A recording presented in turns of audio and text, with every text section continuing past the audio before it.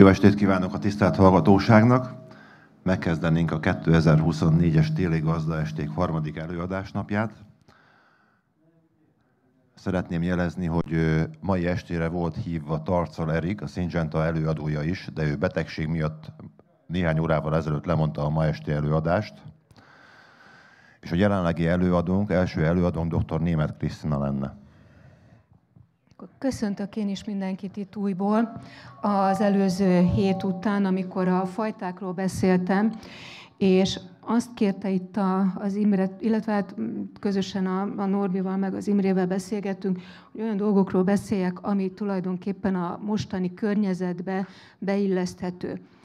A gazdasági környezetet én nem emelem ki, azt mindenki nagyon jól tudja, elsősorban inkább azokra a dolgokra térnék ki, ami az éghajlattal, a termesztés technológiával kapcsolatban megjelenik, és amire oda kellene figyelni, illetve azok az új dolgok, ami már nem úgy működik, mint ami régen működött. És hogy ezek micsodák? Hát a múltkor már részben említettem, de itt most megint csak vissza kell arra térni, hogy melyek azok a tényezők, amik az elmúlt években nagyon-nagyon sokat változtak. Főképpen itt a klímára gondolok, de hogyha a klímáról beszélünk, akkor mindenki azt mondja, ugye persze, hogy a hőmérséklet. Az, hogy emelkedik a hőmérséklet, az egy dolog. Emelkedett ez 2000 évvel ezelőtt is, meg süllyedt, meg kis jégkorszakról beszéltünk, meg felmelegedő időszakokról, de mindig hozott valamit magával.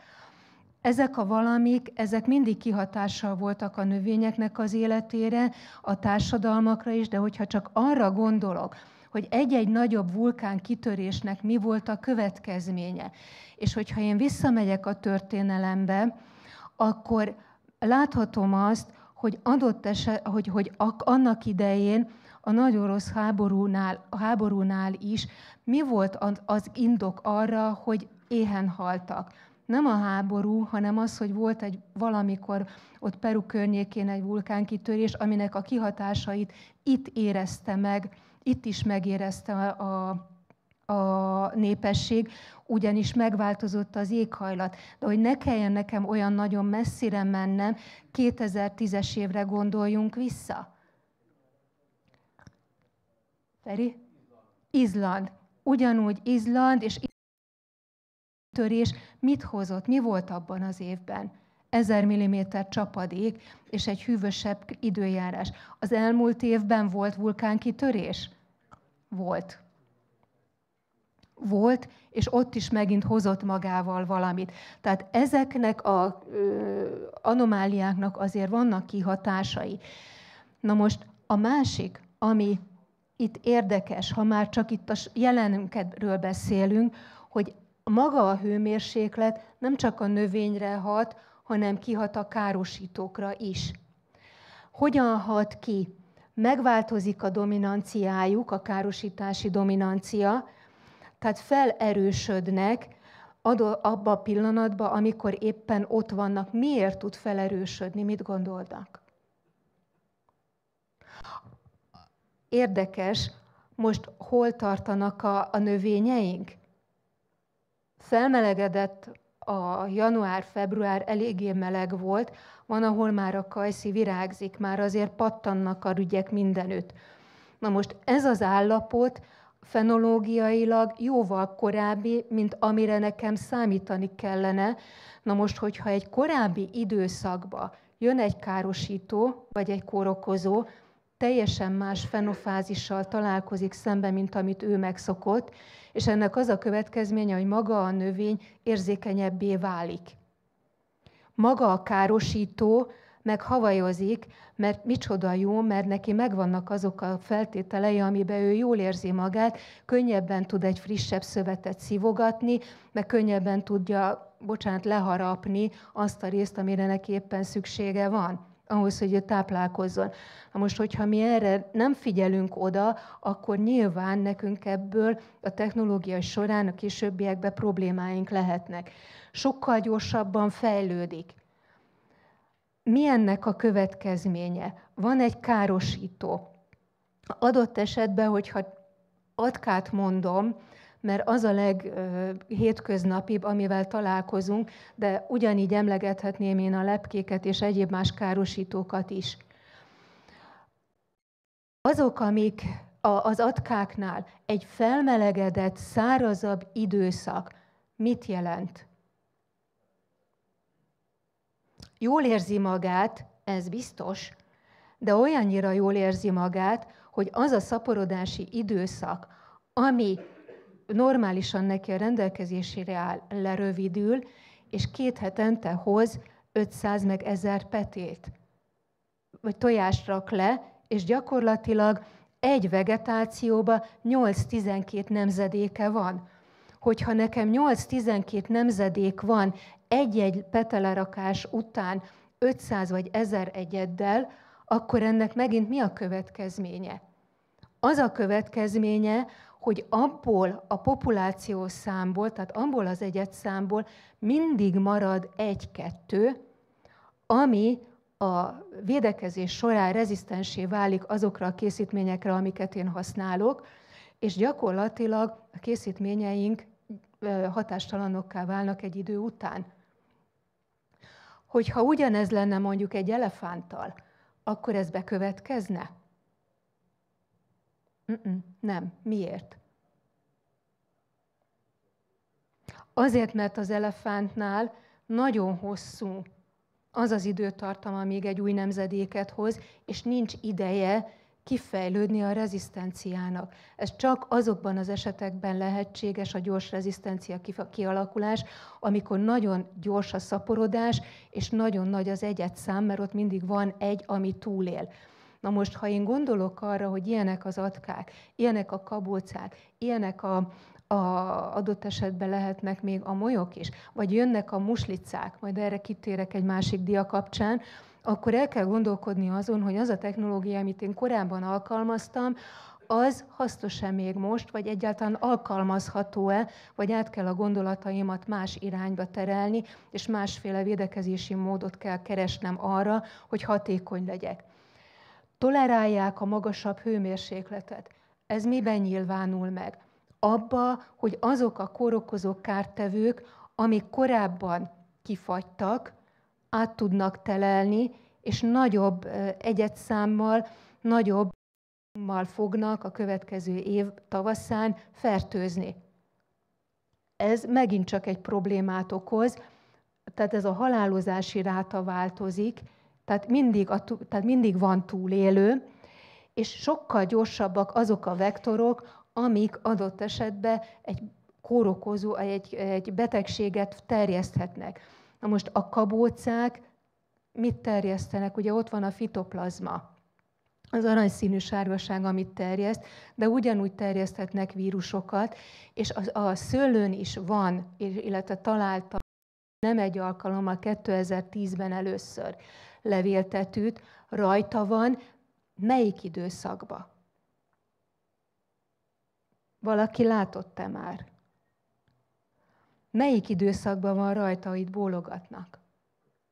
Júniusban.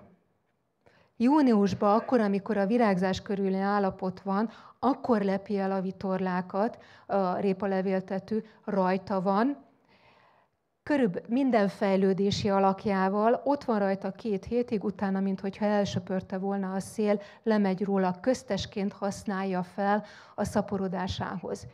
De ez nem azt jelenti, hogy nagy kártételt még eddig nem okozott, de mivel a levéltetvek vírusterjesztők, bármikor lehet egy átvitel, egy vírus átvitel, és abban a pillanatban már a szőlőnkre kihatott. Ami korábban nem volt jellemző, és a nagy könyvekben, még a Lehoczky-féle szőlőnövényvédelmi könyvben sincs leírva, hogy egyáltalán a levéltető ott lenne, és a tanulmányokban sincs benne, de ott van. Viszont vannak olyan gombák, amik szintén terjesztenek vírusokat, ami megint csak a szőlő esetében problémás lehet. Vannak alkalmi kártevők, amik felszaporodnak, és ugye a virulencia nő, tehát egyre erőteljesebb a károsítás. Most mi a helyzet a csapadékkal? A csapadéknál itt van a legnagyobb probléma, a tél és a tavasz, amikor nagyon kevés vagy nincs, ha van, akkor meg lokális, nagyon viharos, és nem tud igazából hasznosulni. A nyári időszakban ugye vagy van víz, vagy nincs, de ez ugyanúgy kihat a károsítókra, a gombabetegségektől kezdve a rovarokra is, és ez, ha van, ha nincs, mindenképpen stressz. A szőlőnek is, meg nekünk is, mert bennünket is stresszel, ha nem lesz termés. Viszont, ha a csapadék ennyire változik, ennyire nivellál, akkor mi a helyzet a növényvédelemmel? Valamikor, még annól, mikor én is kezdtem, még akkor a peronoszpórára számítottunk, és az volt az általános kórokozó. Igen ám, de jelen pillanatban tudom, hogy mivel állok szembe egyik évről a másikra. Nem, fogalmunk nincs, hogy most mi ellen kell az adott évben védekezni. Mindig az adott pillanat fogja eldönteni, vagy az adott évnek az időjárása, hogy mi lesz az, amivel nekem számolnom kell. Holott korábban bizonyos mértékben tervezhető volt. Elmúlt évben számítottunk arra, hogy peronoszpórás évünk lesz. Nem igazán, és bejött, és mindenki ott állt, hogy úristen, akkor most mit csináljunk. Holott korábban, ezelőtt egy 15-20-30 évvel még azért a peronoszpóra teljesen általános volt. Viszont nagyon fontos, hogy felismerjük, hogy mivel állunk szembe, ismerjük meg, tudjuk, hogy mi az, amivel nekünk, amire nekünk figyelni kell, és ahhoz kell igazítani a védekezést is. Na most, hogy térjek. Hoppá. A csapadékra. Mikor kell, és itt van egy olyan dolog, ami miatt itt a víznek szükség van, illetve tudni kell, hogy mikor van a legnagyobb szüksége a szőlőnek a vízre. Nem az érésidőszakban, mert amikor már én érésidőszakban akarom öntözni, akkor már régen késő. Akkor öntözzem meg, amikor a virágzás és a termés kötődés közötti időszak van. Ha ebben az időszakban megkapja azt a vízmennyiséget, amire neki szüksége van, gyakorlatilag az utána következő időszakot át fogja vészelni. Ha ezt az időszakot asszályba tölti, akkor onnantól kezdve teljesen mindegy, hogy mit csinálok vele az érési időszakban már, mert nem fogja tudni károsodás nélkül átvészelni azt az időszakot. A másik, hogy ez az az időszak, amikor az összes víznek, amire szüksége van, több mint 42, majdnem 50%-át használja fel. Az összes többi az szépen elcsepegtetve a vegetáció többi részére fog elosztódni. És itt vannak a fagyok, amiket én még kiemeltem a klímatényezők közül. A fagyok közül korábban mi volt, ami dominált? Mindig a téli fagyoktól féltünk, gondoljunk ott a 85, 86, 87-es telekre, amikor itt a térség igencsak szenvedett a téli elfagyástól, és ültetvények pusztultak ki. Akkor volt az, amikor váltás volt a technológiába is, bejött a takarás, amikor a tőkének az alját takartuk, illetve lehúztuk a szálvesszőt. Igen ám, csak hogy az utóbbi 10-15 évben a tavaszi fagyoknak a gyakorisága nőtt meg, és én azt mondom, hogy ez sokkal rosszabb, mint a téli, abból a szempontból, hogy itt gyakorlatilag már nagyon-nagyon kevés lehetőségem van arra, hogy kompenzáljak. Hajtások fagynak el, és ha maga a fajta nem olyan, hogy a mellékrügyekből, illetve a hónajhajtásokból is hozzon termést, lásd generóza, ami gyakorlatilag nem hoz termést a hónajhajtásaiból, akkor gyakorlatilag termés nélkül maradunk. Ha korábbi a fakadás, akkor a fagy, a tavaszi fagy sokkal jobban károsítja. Technológiába nekem ezt be kell illeszteni, vagy a területnek a kiválasztásával, vagy a metszés időpontjának a megválasztásával, vagy ha ezzel sem tudom, akkor viszont rá kell tennem egy olajos készítményt, vagy egy úgynevezett kettős metszést alkalmazok, amivel a kifakadást késleltetni tudom, és gyakorlatilag a tavaszi fagyok ellen valamilyen mértékben fel tudom készíteni a növényt, illetve ki tudom tolni, de még ez kevés, ha még ezt egy picit megtámogatom huminsavakkal, aminósavakkal, vagy egy jobb tápanyagellátással, lehet még bor is, amit én az előző évben adagoltam, vagy nagy adagú kálium, akkor gyakorlatilag itt ezeken a tavaszi fagyokon és annak a kártételén csökkenteni tudok. A virágzás az korábbi, hogy a fenébe van ez. A virágzás korábbi, de az az érdekes, hogy a virágzás és a termés-érés között olyan nagy különbség a fajták között nem lesz. Sőt, a termés-érésben az az érdekes, hogy a középérésű és a kései fajtáknak az érési ideje az utóbbi időben összecsúszik.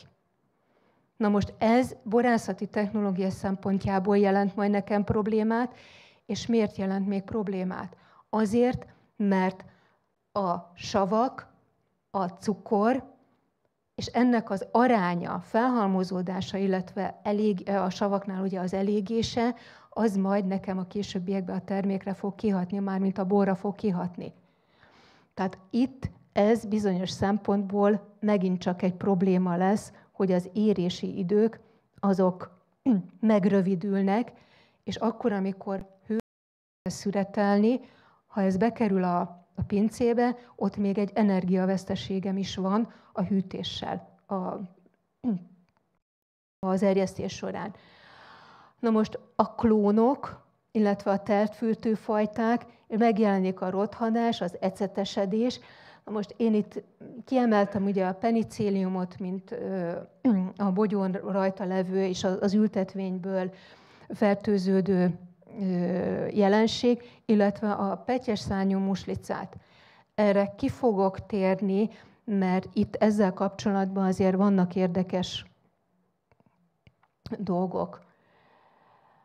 Hogyan tudom a stresszt kezelni? Milyen stresszkezelési lehetőségeim vannak?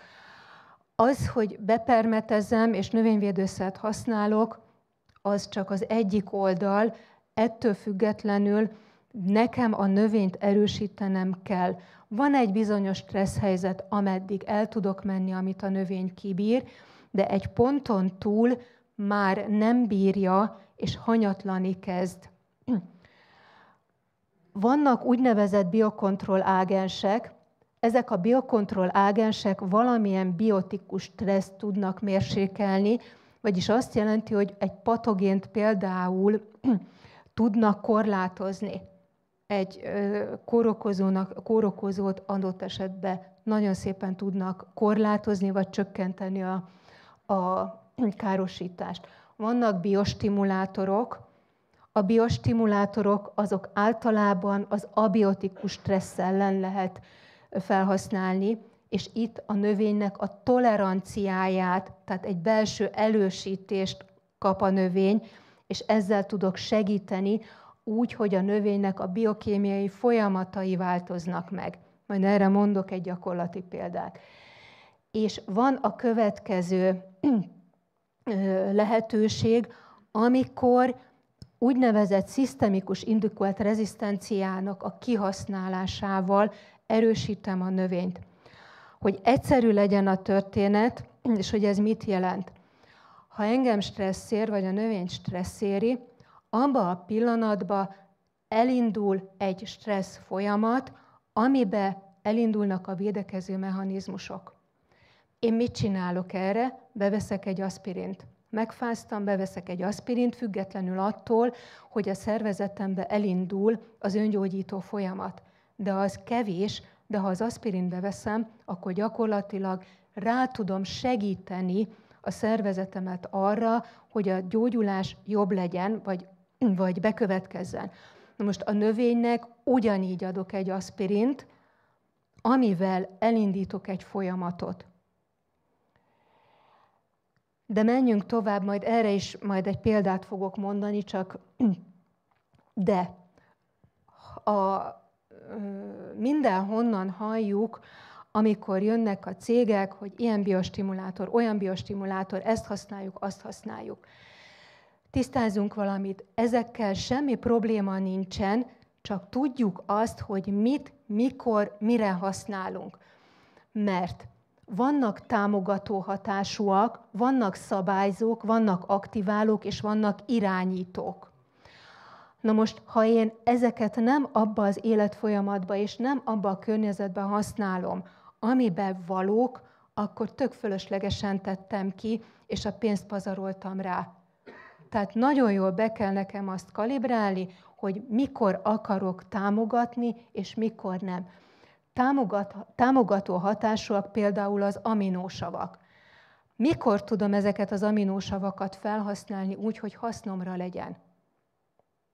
Kinek milyen ötlete van? Van egy tavaszi fagy, vagy egy tavaszi fagyhatás, ami energiával jár. Tehát valamilyen energiabefektetés kell majd a növénynek arra, hogy ezt utána túlélje, és abból növekedni tudjon. Abban az esetben, hogyha én megtámogatom aminósavakkal, akkor egy energialöketet tudok neki adni, és gyakorlatilag ott azt az időszakot könnyebben tudja tolerálni. Nem biztos, hogy túléri, csak tolerálja. Vannak szabályzók, amik az élettani folyamatokba fognak bekerülni, vannak aktiválók, amire a növénybe valamilyen reakciót váltanak ki, és ezzel indul be egy védekező mechanizmus, és vannak irányítók, ami a növénynek a működését fogja irányítani, például egy algakivonat, ami hormonvegyületeket tartalmaz. De nem mindegy, hogy milyen alga, és nem mindegy, hogy melyik algatípust mikor fogom kitenni a növénybe. Erre majd egy képet mutatok. Itt nem akarom ezeket felsorolni, itt a másik oldalon lehet látni, hogy milyen készítmény, illetve milyen anyagok vannak, ami ezekbe a biostimulátorokba tartoznak. Benne vannak a huminsavak, aminósavak, kitozán, szalicilsav, különböző szilbének, a szilícium, akkor a szilikátok, repellensek, rovarpatogén gombák, tehát itt azért elég széles tárháza van ennek a tématerületnek. Gombák ellen hogyan tudok védekezni? A legjobbat odaírtam, az agrotechnika, fitotechnika, ültetvényhigiénia, ezt emelném ki legelsőnek. És itt az ültetvényhigiénián értem azt, hogy lehetőség szerint egyik évről a másikra úgy menjünk át, hogy ne legyen nagy mennyiségű fertőző anyag az ültetvényünkbe. Ezt hogyan tudjuk elérni? Tavaszi, őszi lemosás, ez a minimum, ezzel nagyon-nagyon sokat tudok segíteni. A termőhelyet mindenképpen figyelnem kell, milyen környezetbe, milyen fekvésbe, milyen fajtát ültetek le. Rezisztens fajták, ezekről most nem beszélnénk, az elmúlt alkalommal volt szó róla.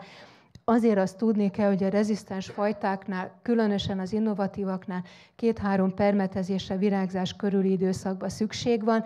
Egyébként Botrytis peronospora lisztharmat nem kell rá permetezni. A rezisztenciáról beszéltem. Mit jelent ez az ontogenetikai rezisztencia? Kihasználom a növénynek azokat az időszakait a védekezésben, amikor már kinőtte az érzékeny állapotot. Ez mit jelent? Például, ha illetve kötődésnél vagyunk, a virágzástól kötődésig melyik az a kórokozó, amelyik legjobban fertőz? Lisztharmat. És jön ugye még a peronospora is a virágzásba, de az ott annyira nem tudok ott mit csinálni vele, az majd később a leveleknél jelenik meg. Mihelyest a kötődés megvolt, a zöldborsó nagyságot elérte, onnantól kezdve kezd jobban vastagodni a bogyónak a szövete, és gyakorlatilag ott már a fertőződő képesség, érzékenysége a növénynek csökken. Ugyanígy van a levelekkel is, ott is a fertőzés minél vastagabb, erőteljesebb a levélzet, ott már csökken. Tudok fizikai ellenálló képességet fokozni a levélfelszínnek a lugosításával. A gombák például nem szeretik a lugos közeget. Ha én a levél felszínét lugosítom, gyakorlatilag az élet terét tudom lecsökkenteni. Ezért van jelentős. Én a permetezésnél nézem a permetlének például a pH-ját is, nem csak azért, hogy legyen a adott permetszernek, illetve a tápanyagoknak, amit belerakok, nagyobb felszívódási ereje, vagy nagyobb hatékonysága, hanem azért is, mert a fizikai ellenálló képességét is tudom a levélen fokozni a növénynek. Mikrobiológiai szervezeteket tudok kihasználni, és amit nagyon-nagyon fontosnak tartok, a talajszerkezetnek a javítását és a talajszupresszivitást, tehát azt, hogy milyen a talajnak az ellenálló képessége. De most ezt nem tudom, hogy ha így nézek az órára itt mögöttem, mert ez egy külön témakör, mert a talaj, én azt mondom, hogy ez a legfontosabb, és erre kell ráépíteni az egész termesztésünket, de ebbe most hadd ne menjek bele, mert akkor itt nagyon hosszúak leszünk. A múltkor már szó volt róla, itt azért emelem ki, nem beszélek róla sokat, azért emelem ki, mert gyakorlatilag nagyon-nagyon mondjuk így, hogy stressz hatásra jön ki fokozott mértékben az ESZKA, és vannak olyan évek, amikor egy-egy tőke kijön, másik tőkén nem jön ki. Itt ezen az ábrán, ez egy több éves felvételezésnek az eredménye, amit itt látunk. Egy ültetvényben itt minden egyes sor 200 adatot tartalmaz, tehát egy hosszú sor.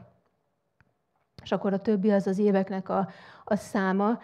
Két különböző kezelést látunk, kövidinka és tehát ez kövidinka fajta rajnai. Itt ez a kezelés és ez az oszlop olyan kezelést jelöl, amiben fokozottan odafigyeltünk az ültetvény technológiától kezdve mindenre, ez pedig egy sima, hagyományos technológia. Kettő között egy különbség van, a pirosaknak és a feketéknek a száma. Ott, ahol feketét látunk, ott az elhalt tőkéket látjuk. Itt ebben az esetben van zöld is. A zöld azt jelenti, hogy kihajtott, és még pluszba tudtam tőkét kinevelni belőle, ami nekem a termés kiesés szempontjából óriási jelentőségű volt. Amíg itt hiány volt, addig itt valamennyit kompenzálni tudtam. Véletlenül se gondolja senki azt, hogy megoldottuk a problémát, vagy megoldottam a problémát. Nem, csak tudtam az ültetvény állapotán valamennyit javítani, illetve húzni időbe, hogy teremjem. Az, hogy hogyan tudom megelőzni itt a sebzésektől mentes, én nagyon-nagyon javaslom ebből a felsorolásból a sebzési felületeknek a kezelését, és itt van nekünk egy úgynevezett trichoderma gombánk, ami nagyon-nagyon erőteljes térparazita, és ez a tér gyakorlatilag a környezetéből minden káros szervezetet képes kiszorítani. De majd mondom nem soká.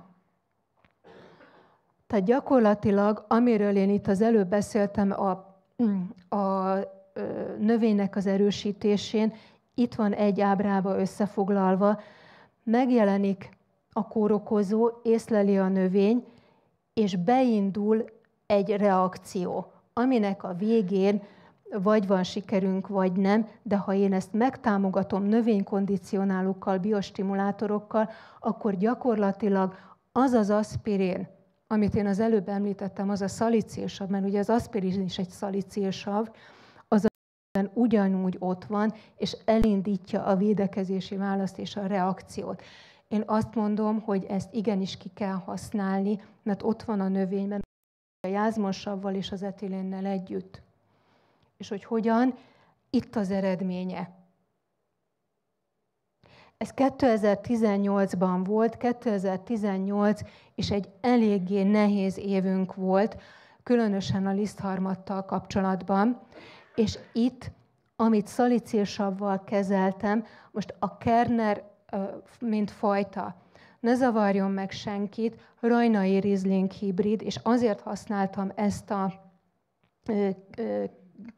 kísérletbe, mert ha valahová be akarok menni az ültetvénybe, és megnézni, hogy hol van először fertőzés, ez tuti.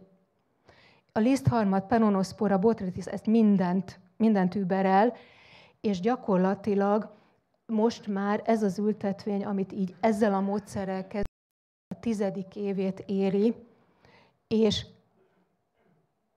látható a kettő között a különbség. Ez egy egyszerű, szimplán felszívódó szerekkel sem sikerült megvédeni. Ha valakit részletesebben érdekel, akkor tudok róla mesélni, most így nem fér bele, viszont ugyanez az ültetvény, ugyanezekkel a kezelésekkel, nézzük meg a rajnai Rieslinget, botrytisre való hatása, akkor, amikor a kontrollnál 55%, a kezelt ültetvénynél 30% volt a rothadásnak a mértéke.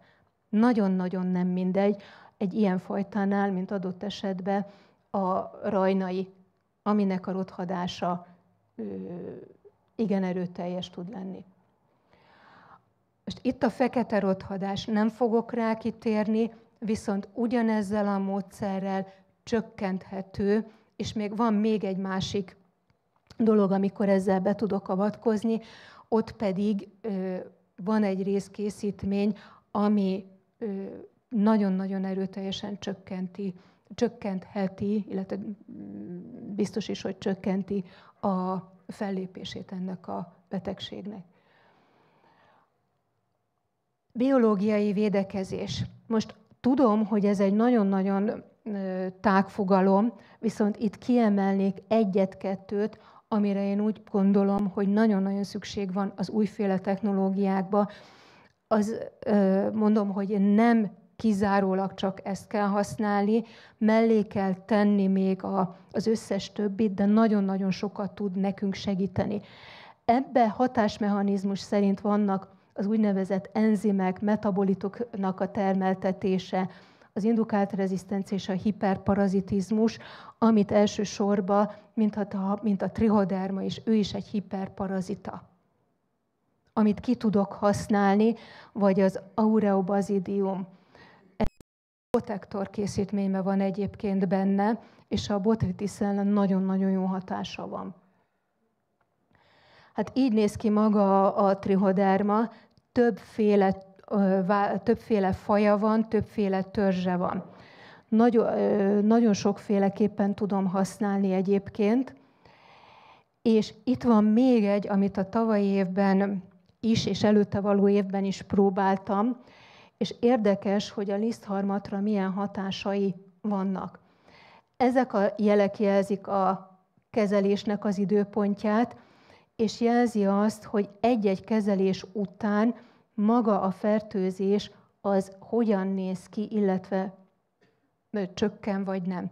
A kék vonal a kontroll, és a többi, ez a barnás, a sárga és a szürke, ezek pedig a trichoderma, illetve kitozán kezeléseket jelölik.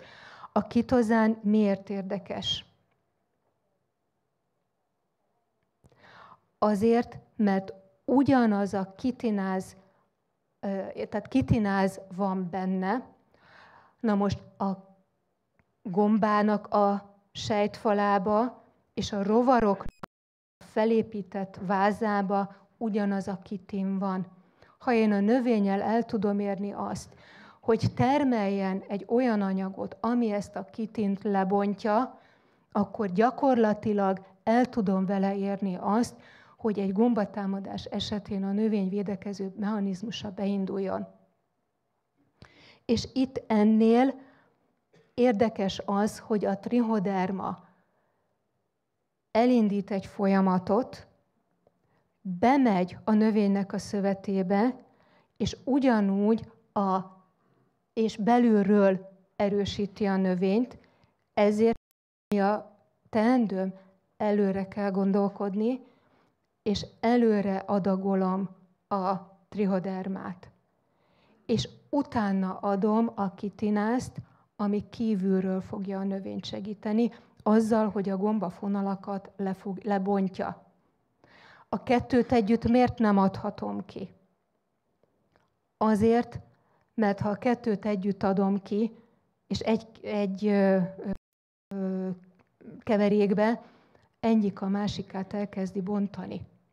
Legalább egy nap különbség legyen közte. És gyakorlatilag érdekes az, hogy csak simán a kitináz, vagy a kitonáz, gyakorlatilag van rajta ugyan fertőzés, de egy állandó szintet tart, és nem tud a végére, a vegetáció végére olyan mértékben felszaporodni az inokulum. Ugyanez üvegházi körülmények között szintén nagyon szépen láthatók az eredmények.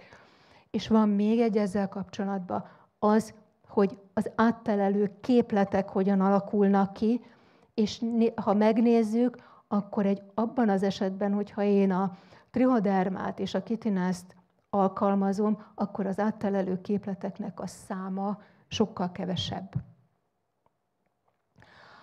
Huminsav és aminósav alapú készítmények, itt ennél, ahogy említettem, lehet vegetáció elején erősíteni vele a növényt, de lehet akkor, amikor a termésérésen van, egy folyamatos kezeléssel szintén a növényt segíteni. Most itt adatokat látunk arra vonatkozóan, hogy a termés mennyiségre, illetve a bogyó fürtátlagtömegre, bogyószámra hogyan alakul egy huminsavas kezelés.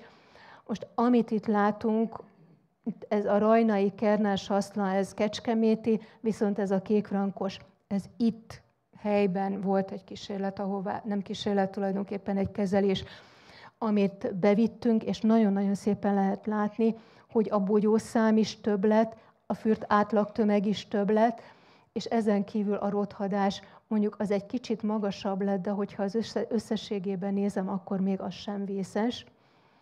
És hogyha tovább megyek, így nézett ki az ültető. Egy olyan területen, ahol előtte gyakorlatilag elég nehéz volt termelni. Ez a kékfrankos, ez itt Soltvetkerten van egyébként. A kezeletlen, és itt vannak a kezelt fürtök mellette. Kártevők ellen lehetnek biopeszticidek, predátorok, szemiokémiai anyagok, ezek a diszpenzerek. Molyok ellen nagyon jól bevált, és ezek olyan párologtató anyagok, amik egyszer kell kitennem egy vegetációba 6 hónapon keresztül, ontja a feromont, és nincs szükségem gyakorlatilag vegyszeres védekezésre. Nagyon jól bevált. Az első 1-2 évben ki kell tenni azt a mennyiséget, amit ajánlanak 1 hektárra, viszont a második, illetve a harmadik, negyedik évtől elég a fele mennyiség, és nagyon jól tudunk védekezni. Én azt mondom, hogy az előrejelzést használni kell, fenn kell tartani a biodiverzitást, viszont erre nagyon jó példa a kabócáknak a vándorlása, illetve a rovaroknak a vándorlása. Ha én megbolygatom az útszéli területeket, adott esetben egy kaszálással is, ami ott kabóca vagy egyéb kártevő van, rá fog menni a szőlőre, mivel nem talál máshol tápanyagot. Ezt osztrák kollégákkal együtt csináltuk, nem fért ebbe az előadásba bele ennek a anyaga, mert rövid az idő, de ha valaki kíváncsi rá, nagyon szívesen megmutatom, hogy ezek hogyan alakultak. A pajzstetvek közül igazából csak ezt emelném ki. És sajnos az elmúlt évben itt a környékben is nem egy ilyen ültetvényt láttam. Ha már ez az állapot van, akkor vessünk keresztet rá. Azért, mert egy-egy ilyen alatt, mit gondolnak, mennyi tojás van, és mennyi egyed jön ki belőle? 500 és 1000 darab között. Ha ez onnan kiszabadul, akkor, amikor már ilyen fehér pelyhes állapotban van, mert akkor szabadul ki, akkor ott már gyakorlatilag imádkozzunk, hogy ki fogja azt az egyedszámot megállítani, ha felment a szőlőnkre, és 1-2 éven belül gyakorlatilag búcsút mondhatunk a területnek.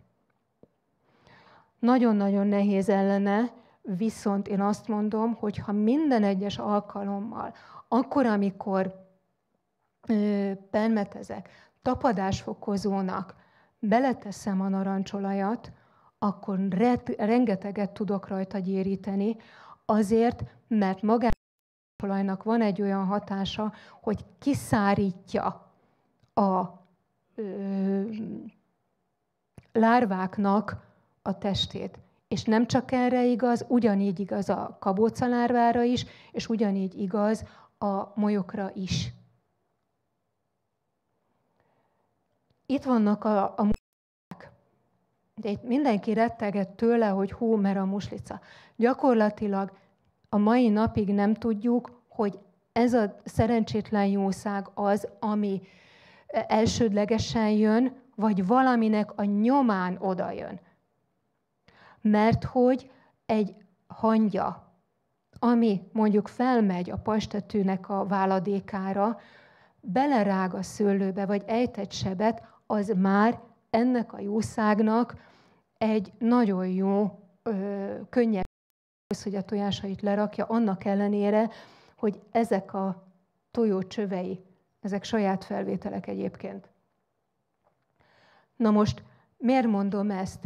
Azért, mert akkor, amikor ő belerakja a lárváját, vagy belerakja a tojását a bogyóba, akkor megjelenik az ecetmuslica is, és nem tudjuk, hogy melyik lesz ott előbb vagy utóbb, mert az ecetmuslicának a lárvája kannibál.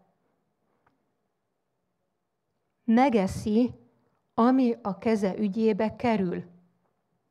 És van még egy érdekes dolog ezzel kapcsolatosan, méghozzá ez a 2 ábra, az egyik Badacsony, a másik pedig itt nálunk. Január 1-től december 31-éig 12 csapda van nekem kitéve különböző helyekre, és hetente gyűjtöm és csapdázok. Ez azt jelenti, hogy almaecetet teszek bele, és az almaecettel fogom az állatokat. És minden héten beszedem, mikor szépen kiválogatom, hímeket, nőstényeket egyformán, és utána megszámolom, és a következő ábra jön ki belőle. Évek alatt, ez egy 3 éves adatsor, 20, 21, 22, 23, 4 éves adatsor, amit itt látunk. Érdekes, hogy augusztus vége, szeptemberbe kezd el felszaporodni, pont abba az időszakba, amikor már nekem az ültetvényben szőlő alig van, vagy nincs. És van még egy másik érdekes dolog, ugye még itt decemberben is, azt mondták, meg a szakirodalom azt írja, nem telel át, áttelel. Nagyon jól át tud telelni, és mutatja azt, hogy decemberben, decemberében 1135 csak nőstényt fogtunk, és még ha hozzáteszem itt a 600 hímet, akkor az azért már tetemes szám. 1 hét alatt, vagy 1 hónap alatt is, mindegy.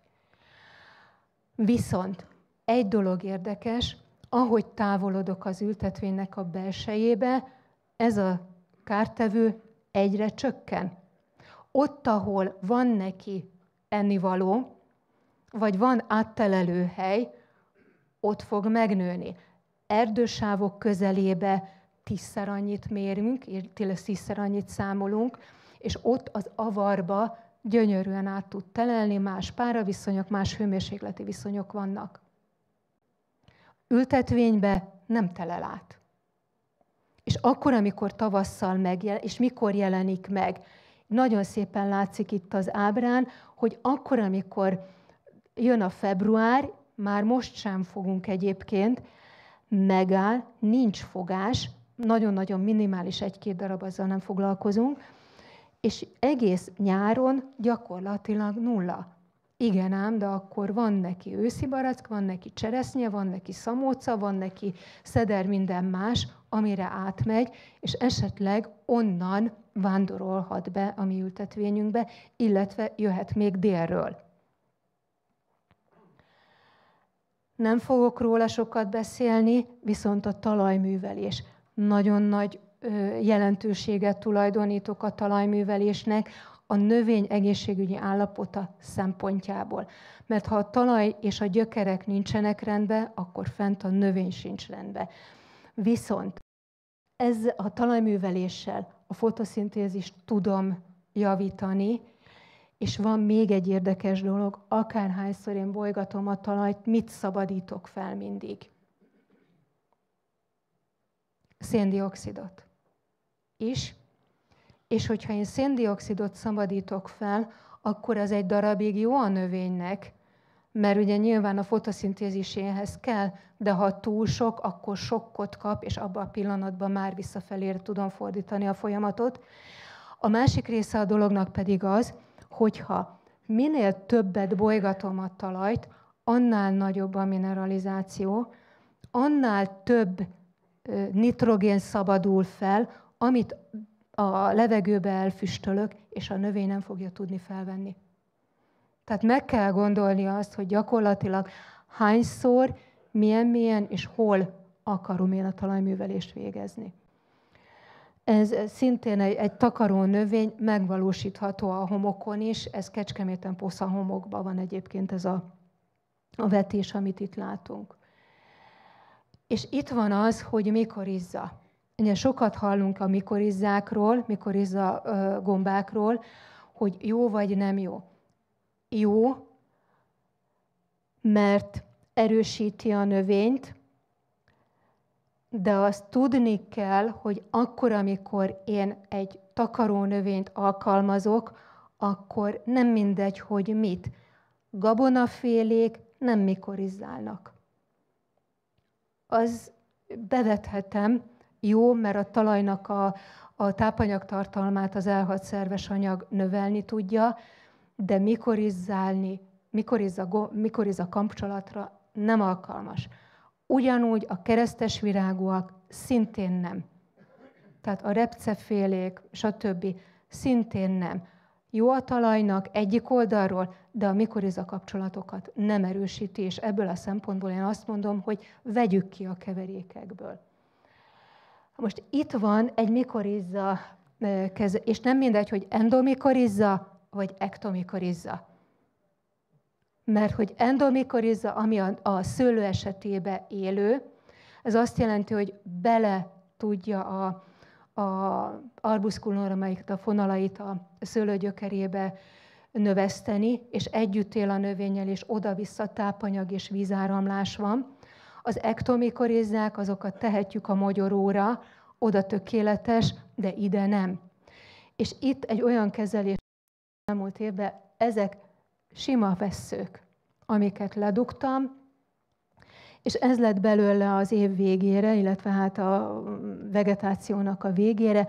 Látható a növedék, itt vannak a különböző talajbaktérium, illetve mikorizza, illetve talajbaktérium és mikorizza kezelések együtt a különböző gyökerekkel. És itt van egy nagyon érdekes dolog, az, hogy ott, ahol mikorizzát alkalmazok, nagyon-nagyon gyors a növekedés, nagyon nagy zöld tömeget hoz. Ott, ahol talajbaktérium van, ott a növekedése kisebb, még akkor is, hogyha mikorizzát adok vele együtt. Igen ám, de hogyha a gyökér tömeget nézem, mert azért voltak ott azok a gyökerek, mert kiástam és kimértem, akkor látjuk azt, hogy ott, ahol a baktérium együtt volt a mikorizzával, illetve még aminósavat is kevertem hozzá, gyakorlatilag sokkal nagyobb gyökértömege képződött, és ez miért jó? Telepítésnél, akkor, amikor én ki akarom alakítani, akkor nekem az a lényeg, hogy a gyökér minél mélyebbre menjen le, hogy legyen egy olyan zóna, a vízfelvízhívó zóna, ahol szívni tud. A száj, erről már az elmúlt időszakban volt egy-két mondat.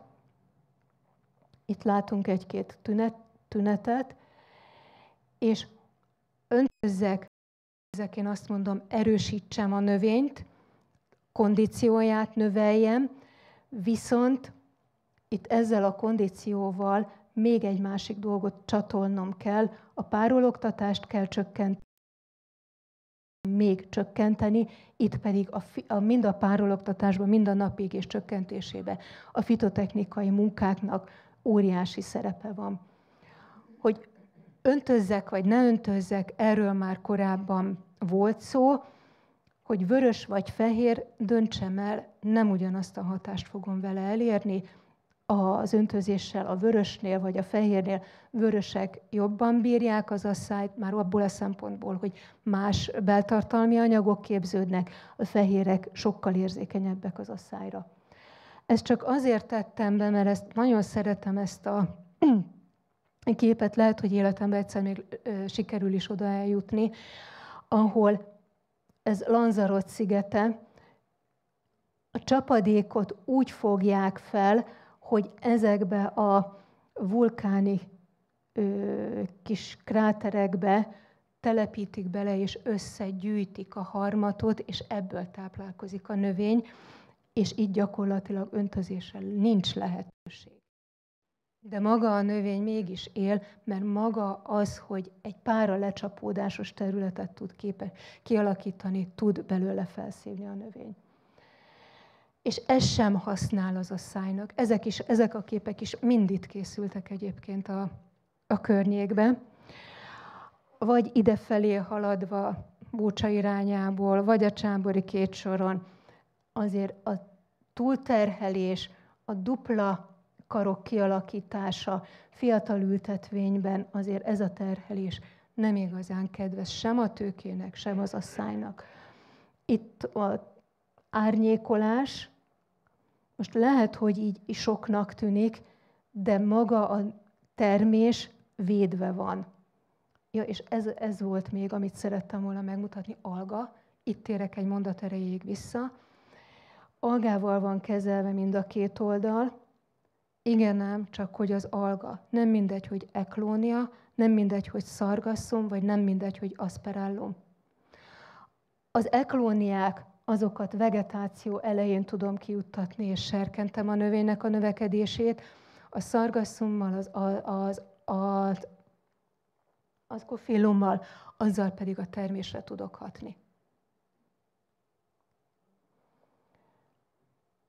És még akkor lehetne beszélni az éréskésleltetésről, ugye, ami szintén összefüggésben van a felmelegedéssel és az asszállyal. Itt visszavághatom a hajtásokat, ezzel egy újra növesztem a növényt tulajdonképpen, ami azt jelenti, hogy eltolom időbe a virágoknak a kialakulását. És ez az utolsó diám, ami gyakorlatilag összefoglalja az egész termesztés technológiát, amit én azt mondom, hogy újra kell gondolni, és ebben a fajta és az alanyokról ugye nem beszéltünk, de majd egyszer valamikor biztos sor kerül rá, a fajtáról volt szó, a művelésmód a fitotechnikával, a kihajtás, késleltetés, az érés, a talajművelés, a tápanyag, és mivel a hatóanyagokat vonják kifelé, egyre nagyobb hangsúly kerül az alternatív megoldásokra, és ugye itt vannak az új kártevő kórokozók, amivel számolni kell, amit viszont fel kell ismerni, és az tanulás nélkül nem megy. És itt köszönöm meg a figyelmet mindenkinek.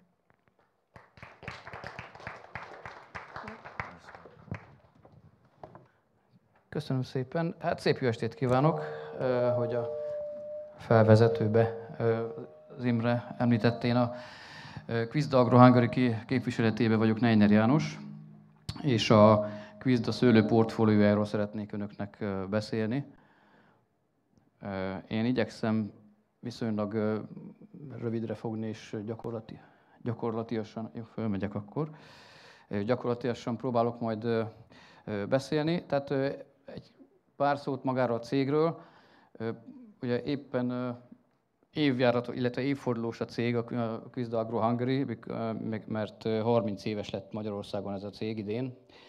Ez az egyik évforduló, de ünneplünk egy másik évfordulót is a Quizda keretein belül, ez pedig ugye a Vuxál termékeket a Quizda forgalmazza már a kezdetek óta Magyarországon, pontosabban már sok-sok évtizede, és a Quizda pedig, illetve a Vuxál az pedig 60 éves lett, tehát maga a Vuxál brand, ami egy német minőség az aktuális problémákra. Mondjuk a szőlőnél azért itt is vannak változások, hogy a Krisztina említette természetesen, de azért az alapproblémák azért sok-sok évtizede hasonlóak. Magáról az előadásomról, tehát először szeretnék beszélni magáról a konvencionális technológiáról, arról is ki szeretnék térni, hogy a Quizda az utóbbi időkben nagy figyelmet fordít arra, hogy a bio szegmensbe is képviseltessük magunkat, az ökológiai szegmensbe is, úgyhogy ez azt is jelenti, hogy most már olyan készítményi körrel rendelkezünk, hogy gyakorlatilag egy külön biotechnológiát is össze lehet állítani most már lassan a Quizda termékeiből. Erre is ki fogok térni. Bemutatnék majd egy új terméket, ami idén debütál a portfóliónkba. Egyébként ez pont egy biokészítmény.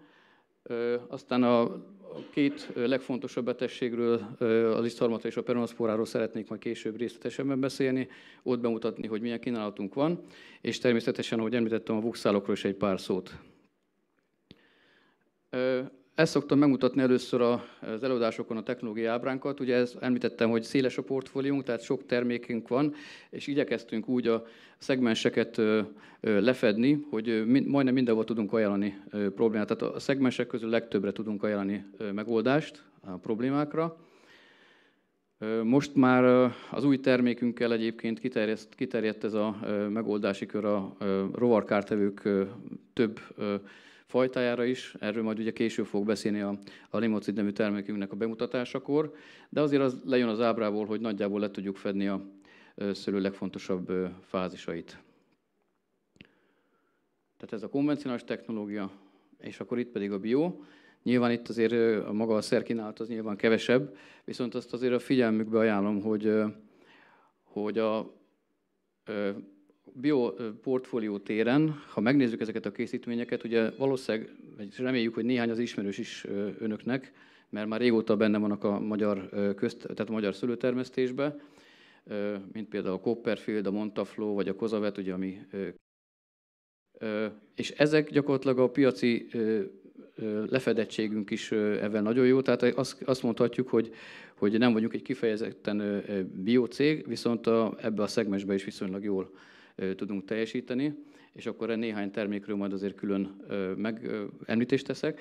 Még egy érdekesség, látják az ábrán, hogy az AÖP emblémát, ugye Magyarországon tavaly bejött ez az új rendszer, ez az agráröp, és mi nagy hangsúlyt helyeztünk arra, hogy ezt a szegmest is ki tudjuk domborítani, úgymond a termelőink felé. Sőt, annyira, hogy a Quizda most tesztel egy új tervezőt a honlapján, gyakorlatilag a kedves látogatók meg tervezővel tervezni a saját AÖ programjukat a Quizda honlap felületén, és amúgy meg így a kiadványokban meg mindenhol emlékezünk arra, hogy a mi termékeink közül melyiket lehet választani a különböző AÖ programokba. Ugye nyilván én most itt a szőlő AÖ termékeket emeltem ki. De ezekről majd akkor részletesebben egy kicsit beszélünk. Az új termék, amit említettem, tehát ez egy narancsolaj, ez egy 60 g per literes narancsolaj, ami, tehát önmagában narancsolaj ez nem új termék a magyar piacon, viszont nincs is belőle túl sok egyébként, és ez annyival újabb ez a termék, és annyival más, mint az eddigiek, ami a magyar piacon elérhetők, hogy bár szintén ugye 60 g per literes, nagyon széles az engedélyokirata, és nagyon sok kártevő és kórokozó ellen felhasználható, tehát egy rendkívül széles felhasználású készítményről van szó. És nagy örömünkre nemrég fölkerült ugye a biolistára is, egyébként Franciaországban és Nyugat-Európában ez már elég jó bevett termék és gyakorlat, és most pár hete fölkerült a magyar engedélyezett biotermékek listájára is, tehát ezt ajánlom a figyelmükbe mindenkinek, aki ilyenbe gondolkodik. Ugye 60 g per liter narancsolaj, rengeteg kultúra, egyébként több mint 40 kultúrában engedélyezett. A ökológiai státusz, igen, bocsánat, itt nem cseréltem, itt még folyamatban volt, azóta ez megvalósult. És maga a narancsolaj, bár gondolom sokan hallottak önök közül erről, a hatásmechanizmusa arról szólt, hogy ez egy erős, rendkívül erősen netszívó anyag, és a gombák esetében a sejthátját károsítja, és így teszi tönkre a kórokozót, a rovarok hatását pedig a rovarok kültakarójának a kiszárításával éri el, ami egyébként azt is jelenti, hogy a józan paraszt észre minél gyengébb, vagy minél érzékenyebb egy rovar kártevőnek a kültakarójánál könnyebben, vagy annál jobb, hatásosabb rá például ez a narancsolaj. És bár ugye most szőlőről beszélgetünk, de például kertészeti kultúrákban rendkívül jól használható például a liszteske ellen, ugye a Trialeurodes ellen, például csak egy példa, majd a szőlőnél kitérünk, hogy még mire. A limocid önálló növényvédőszer, nem kell más hatásfokozóval keverni. Ugye nagy előnye, mint a biotermékeknek általában, hogy nincs szermaradék probléma. Tehát ugye azért a konvencionális technológiában, vagy meglátjuk nálunk is, meg minden technológiában oda kell figyelni arra, hogy az utolsó permetezéseket milyen időszakban, tehát hogy mennyire a szüret előtt végezzük el, nyilvánvalóan a szermaradék miatt, ez ugye fajta függő, évjárat függő, betegség függő. Hát itt ilyen probléma nincs ezekkel a készítményekkel, valamint a másik, hogy rezisztencia veszély sincsen, mert ugye nem tud kialakulni rezisztencia ellen, tehát ezek értékes tulajdonságai. Ugye magában most kiemelt, mondom, tehát nagyon széles az okirata, a szőlőt emeltem most itt ki, gubacsotkára, kabócákra, amiben egyébként beletartozik a Scaphoideus is, arról mindjárt kicsit beszélek, a tripszek, amivel már több például hagymatripszbe, ugye ez megint kicsit más kultúra. Hagymatripszben most már több országban ilyen alapkészítmény lett a limocid, de itt ugye pont most itt Sótvat kerten vagyunk az Alföldön. Én egyébként szexárdi vagyok és szőlőtermelő, meg borkészítő, úgyhogy tehát én kicsit máshonnan jövök, és nálunk nem akkora probléma a tripsz, de itt az Alföldön azért elég komoly probléma tud lenni a tripsz, ugye most már nem csak az atka, nálunk inkább a levélatka meg a gubacsatka. Tehát itt is lehet, hogy lesz ennek szerepe a jövőben, a biotechnológiában legalábbis biztos. És ahogy látják, Peronospora isztharmatellen is engedélyezett. Kicsit nagyobb koncentráció, mint a versenytárs termékek. Valószínűleg ennek köszönhetően is egy a hatásmechanizmusa és a maga vagy a hatóköre nagyobb.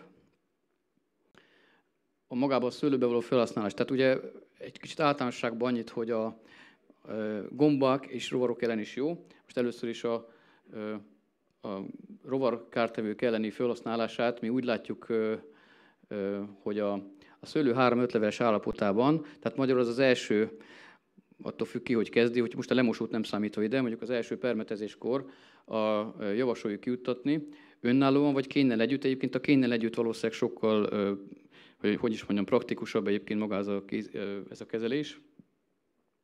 És akkor azért, mert ebben az időszakban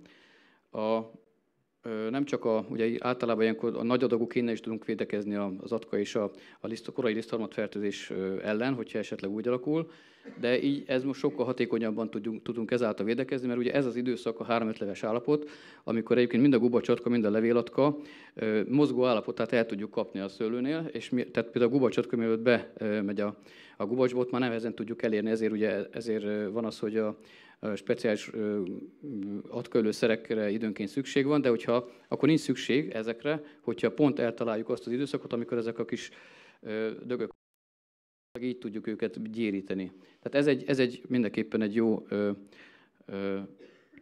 pozícionálás a rovarkártevők ellen. És a másik, hogy és ugye a tripsz is fontos, évjárata és borvidékenként ugye változó mértékben, de ami nagyon fontos, az a karantén szőlősárgasság fitoplazmának a vektora, az amerikai szőlőkabóca, a Scaphoideus titanus. Éppen most új hír, hogy Szexárd környékén is megtalálták, Zombán találtak a hatóság fertőzött ültetvényt, úgyhogy ott meg is történt ugye a kijelölt. Nem tudom, itt ismerős a dolog, gondolom ismerős, ugye? Tehát akkor ez nem újdonság. Hogy gyakorlatilag az kötelező védekezés van a Scaphoideus ellen. ezeken a részeken. Tehát itt mi látunk ebben fantáziát, főleg a bioültetvényekben, hogy egy hatékony fegyvert tudjunk adni akár a bio, vagy akár a konvencionális ebben a narancsolaj készítménnyel. És ugye maga az időzítés, az pedig a szakirodalom szerint is az L2, L3 lárváknak a pusztításáról kellene, hogy szóljon alapvetően, bár természetesen, hogy az L1-et gyérítjük, akkor az is egy jó megoldás, viszont ugye a virágzás utáni időszakban szokott, közvetlen virágzás utáni időszakban szokott lenni ez az L2, L3 lárva stádium, és akkor ilyenkor javasoljuk a limocitot esetleg egy második védekezésre. Tehát ennyit ugye a narancsolajról, ahogy mondtam, próbálok gyorsabban haladni. A következő betegségkör, most akkor áttérünk a gombákra, ugye az a peronoszpóra. Most általában fordítva szoktam kezdeni, a lisztharmattal szoktam kezdeni, mert azért ha hosszú évek átlagában a lisztharmat szerintem a Kárpát-medencében a legfontosabb gombabetegség még mindig. Egyébként pont azért, mert a Kárpát-medencében vagyunk, és a legjobban alkalmazkodott ehhez a környezethez a lisztharmat. De hát ugye a tavalyi év margójára azt tudjuk, hogy milyen komoly problémák voltak az országban, és a peronoszpóra volt a vezető szerepbe, meg hát ugye itt a környéken ugye az Alföldön a fekete rothadás is, meg ugye a bioültetvényekben országszerte a fekete rothadás is, természetesen általában kéz a kézbe jár ez a dolog, ahogy történt 2019-ben is a fertőzés. Tehát ezért vettem előre most a peronoszporát egyrészt, másrészt azért, mert van egy rendkívül hatékony és egy nagyon jó termékünk, aminek a neve Actishield, tavaly vezettük be a piacra. Ez egy kálium-foszfonát hatóanyagú termék, és amellett, hogy ugye magáról a hatásáról az mindjárt mondok egy pár szót, tehát az egyik legjobb áru készítmény a piacon ebbe a kategóriába, ami szintén nem egy hátrányos dolog. Nyilván most konkrét árak nélkül csak tényleg egy jó árérték arányú termékről van szó. Na most a kálium-foszfonátokról az a szerencsém, hogy már hallottunk is ugye egy pár dolgot, tehát csak úgy nagyobb, tágabb környezetben. Most ő konkrétan egy kálium-foszfonát, ami gyakorlatilag 3 hatása van a peronoszpóra ellen. Tehát van egy direkt fungicid hatás, ami direkt gombölő hatás, van egy indirekt immunizáló, tehát az indukált rezisztencia, hogy a Krisztián jól, tehát én nem is akarom ezt jobban ragozni. Talán csak annyit szemléltetni egy kicsit, hogy mi is ez, hogy gyakorlatilag amikor ilyen készítményt használunk, például az Actishieldet, egy káliumfoszfonátokat, akkor tehát gyakorlatilag felkészítjük a növény immunrendszerét arra, immunrendszerét vagy immunválaszát gyakorlatilag, hogyha majd valóban jön esetleg egy peronoszpóra támadás vagy egy fertőzés, akkor felkészültebben tudja reagálni rá. Tehát ezért stimuláló hatása van gyakorlatilag ezeknek a készítményeknek. És a harmadik, hogy az sem mindegy, hogy káliumpótlást is biztosít ezáltal, mert ugye káliumfoszfonátról beszélünk a mi esetünkben, tehát káliumpótlást is biztosít a növénynek. A káliumfoszfonát az egyik leggyorsabban és legjobban felszívódó készítmény, a gombölő készítmény a piacon. Gyakorlatilag gyorsabban és hatékonyabban felszívódik, mint a legtöbb gombolőszer, úgy általában, ezt elmondhatjuk.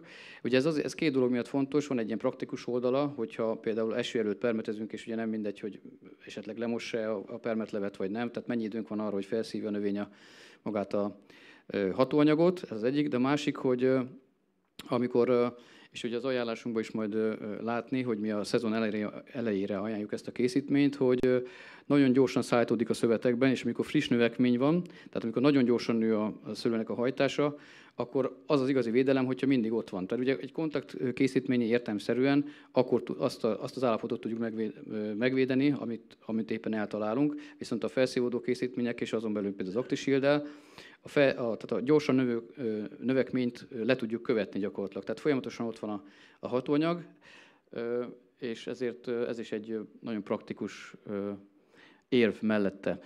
Fel kell tölteni vele a növényt. Ez azt jelenti, hogy ez úgy működik jól ezek a hatóanyagok, tehát a foszfonátok, hogyha nem csak egyszer kijutatjuk, és akkor el van rendezve, hanem gyakorlatilag többször egymás után kell ki blokkban. Itt is ugye nincs semmi rezisztencia probléma, hál' Istennek, még nem tudunk róla, és föl kell tölteni vele a növényt pont azért, hogy azt az említett indukált rezisztencia és egyéb pozitív hatásait ki tudja fejteni, és ezért mi minimum egy ilyen 2-3 kezelést javasolunk magával az Actishieldel a szőlő virágzás előtti időszakába. Gyakorlatilag nekünk, a Quisdának most, mióta kivonták a mankócebet, biztos én szerintem itt is nagy keletje volt az Alföldön is. A Mankócep kivonásával ugye azért kicsit kiürült a pálya. Most még van ugye még egy hatóanyag van a piacon, ami hasonló volt, van utoljára, és gyakorlatilag kellett nekünk is keresnünk egy megfelelő készítményt erre az időszakra, mert ugye a virágzás utáni időszakra pedig réz készítményeink és rezes kombinációink azok vannak, hál' Istennek, tehát gyakorlatilag mi ezért is találtuk meg egy jó helyét ennek a készítménynek a mi technológiánkba. És van még egy dolog, tehát azon kívül, hogy AKG-ben is használható, jó keverhető, maga a folyékony a készítmény, tehát tehát praktikusan is jó használható. Mégis azt mondjuk, hogy például pont egy olyan évben, mint a tavalyi, amikor tényleg extrém fertőzési szint volt, mert azért azt mondhatjuk, hogy azért ilyen, amilyen tavaly volt, peronoszpóra fertőzés, ez nagyon ritka. Tehát a 19-es is eltörpül emelet szerintem, tehát ilyet már nagyon régen láttunk. Tehát főleg ilyen fertőzési nyomásnál akkor az igazi a hatás, hogyha egy kontaktpartnerrel is kiegészítjük, és mi ezt a Folpedbe találtuk meg, ezt a kontaktpartnert, ugye nekünk van a Dionis nevű készítményünk, és gyakorlatilag ezzel a párossal, tehát az Actishield és a Dionis kombinációjával azt merem mondani, hogy a legelső fertőzés természetesen jókor kijuttatva, és nem túl későn, a legerősebb fertőzési körülmények között is jól tud működni ez a páros a peronoszpóra ellen. Ugye az Actishieldet elmondtam, hogy miért, a Dionis az pedig egy 800 g per kilogramm Folped hatóanyagú készítmény, ő kontakt, és a kettő, de azért őrá is jellemző, hogy nincsen rezisztencia probléma vele, ugye nagyon régi hatóanyagról van szó, ismerjük, több ponton hat a kórokozóknak az életfolyamataira, tehát ezért mondom, nincs rezisztencia probléma. 4 alkalommal lehet használni egy évjáratban a szőlőbe, de nem azt jelenti, hogy azt javasoljuk, hogy 4-szer, de 4-szer lehet használni, hogyha esetleg úgy alakul. Mi igazából 2-3 alkalmat javaslunk maximum a Folpedtel, együtt az Actishielddel, és ez egy nagyon komoly védelmet tud nyújtani. És azért írtam őket föl egymás mellé, mert peronoszpóra csomagot is létrehoztunk idén velük, tehát az Actishield és a Dionis párosával egy 6 hektáros csomagot kínálunk. Nyilván ebben a csomagból, ha valaki meg szeretné vásárolni, akkor olcsóbb maga így a csomag, mint hogyha külön veszi meg a készítményeket. Úgyhogy ezt érdemes, ajánlom a figyelmünkbe, és érdemes utána nézni. Lisztharmatra áttérve, alapvetően lehet, hogy meglepő, ez a Cercadis, ez más tehát ez gyakorlatilag, itt kimondhatjuk, mert ugye ezt a BASF is ugyanígy használja, a BASF-nek is van a Cercadis terméke, nekünk is van. A különbség az, hogy a miénk az 3 decis, tehát gyakorlatilag egy 300 millis kiszerésbe hozzuk forgalomba. Szerettünk volna törekedni, ahogy említettem, hogy igyekszik a Quizda általában lefedni a majdnem minden szegmenst, amit csak lehet. És ennek az egyik lépése volt, nekünk nem volt SDHI hatóanyagunk, és a Cercadisból találtuk meg azt a lehetőséget, hogy ebben mi be tudjuk, tehát ki tudjuk egészíteni az már amúgy is jó egyébként, amúgy is erős lisztharmat szegmensünket, és ezért mi egy 3 decis kiszerésbe hozzuk forgalomba, ugye a 0,15 liter per hektár a Cercadisnak a dózisa, tehát ez értelemszerűen 2 hektárt jelent, hogyha valaki így megveszi, egy kiszerési egység, és ajánlom mindenkinek a figyelmébe. Annyit szeretnék hozzátenni, hogy mindenképpen ezek nagyon hatékony készítmények az SDH-ik. Egyrészt nagyon jó kell időzíteni velük, azért ez fontos. Tehát az első tünetek megjelenésekor, vagy egy picikét előtte, hogyha lehet, ugye ezt jó diagnosztának kell lenni ahhoz, hogy az ember egyébként észrevegye az első fertőzéseket. Ezt azért tettem oda azt a képet, nyilván körülbelül nem látszik rajta semmi, pedig higgyék el, hogy ott vannak azok a kezdődő vagy lisztharmat foltok, ugye a primer fertőzésnek a nyomai, amit nagyon néz. Ott szokott elszállni a dolog egyébként. Tehát ugye ebbe kell nagyon otthon lenni szerintem, hogyha egy lisztharmat fertőzést nagyon meg akarunk időben is jól fogni, nem csak blokkszerűen védekezve. Tehát magyarul a Cercadisnál nagyon jó kell időzíteni, ez a lényeg. Viszont, hogyha jól időzítünk vele és jól kezdünk vele, akkor onnantól fogva, mert hosszú hatás tartalma is, és nagyon hatékony, akkor ugye már, ha nem engedjük felszaporodni a kórokozót, akkor már félig nyert ügyünk van. Tehát nyilván ott folytatni is kell, mert a lisztharmat pont az a kórokozó, ami gyakorlatilag 40-50 napon keresztül folyamatosan ott van az ültetvényben. Tehát még a legmelegebb években is 22 például, ugye 100 éve legmelegebb év volt 22. És olyan lisztharmat védekezéseket igényelt sok helyen, hogy nem gondoltuk volna. De egyébként a tavalyi év, ugye én avval kezdtem, hogy peronoszpórás év volt a tavaly, ezt tudjuk, ez nem újdonság. De például a Sextard villány tekintetében olyan kemény lisztharmat fertőzés is volt, mert hogyha most én nem hoztam ide az időjárási adatokat, ha megnéznénk, a lisztharmatnak is pont akkor jött májusban, pont akkor jöttek meg azok a kis, nem kell sok eső, hogy a lisztharmatra nem kell sok eső, nem kell úgy, mint a peronoszpórának. Viszont pont az az elégséges mennyiségű eső, nyilván volt fertőzőanyag, nyilván meg volt a növény fogékonysága, és ez elindított egy lisztharmat járványt. Hogyha megkérdezik a nagyobb szőlészeket azért, tehát nem csak a peronoszpóra volt tavaly, hanem a lisztharmat is elég komoly dolog. Úgyhogy ez az egyik nagy ágyunk, hogy úgy mondjam a technológiában, a másik pedig az Associate. Associate névre hallgató, hogy tetrakonazol prokvinazid páros, tehát ez egy gyári kombináció. Ugye hát van egy 3-4-5 csoport a magyar palettán, ami a lisztharmat elleni nagy hatású készítmények, vagy prémium készítmények kategóriát takarja, szerintem ő az egyik, az Associate, és rendkívül hosszú hatástartama, nagyon hatékony. Ezt is természetesen szintén úgy, hogy a többit időbe kell használni, tehát ha lehetőleg, akkor preventíven kell használni, viszont ha jó időben használjuk, akkor nagyon hosszan tudjuk megvédeni vele a növényt. Ez a lényege, egyébként személyes tapasztalataim is ezek. Ettől függetlenül, ugye, mint a lisztharmatnál, mint szerintem a teljesen gyakorlat, és nem mondok újat, hogy azért a ként, tehát a kontaktpartnert, azt általában érdemes ezek mellé tenni, a Cercadis mellé mindenképpen, az Associate is meghálálja, tehát az nem olyan költség, hogy még egy ilyen kis pluszvédelmet is bele tudjunk vinni. Jó, mivel hogy az Associate-et is egy nagyon komoly terméknek tartjuk, ezért mi az ActiShield-dal, az előbb említett ActiShield-dal együtt létrehoztunk egy csomagot. Ugye szőlővirágzás csomag a neve, a szőlővirágzás időszaka, meg hát természetesen egy kicsit a megelőző időszak, ugye fürtmegnyúlás, meg egy kicsit a kötődési időszak is, de alapvetően a virágzási időszak az egyik legérzékenyebb gómabetegségek szempontjából. Tehát mi erre szeretnénk volna egy olyan csomagot nyújtani a kedves termelőknek, amivel mind a lisztharmat téren, mind a peronoszpóra téren egy hatékony készítményt kapnak. Ez egy 4 hektáros csomag, ugye az Associate-nak 1 literes a kiszerelése és 0,25-ös a dózisa, tehát azt jelenti, hogy ez konkrétan 4 hektár. Az ActiShield-del pedig bátran tudunk játszani, azt talán nem is mondtam, ki volt írva, hogy tág az ActiShield-nek a dózis határa 1-től 4 literig terjed. Ez azért jó egyébként, mert fertőzéstől, évjárattól, adott ültetvénytől függően el tudunk indulni akár egy kisebb mennyiséggel, tehát egy kisebb dózissal, mondjuk a szezon elején, mondjuk a kisebb a lombfal és kisebb a növekmény is, és aztán, hogyha úgy látjuk, hogy szükség van, akkor akár el lehet menni a 4 literig. Mi a gyakorlatilag 2-2,5 literes dózisokkal számolunk a gyakorlatban, és működik is. Csak ezt úgy mellesleg mondom.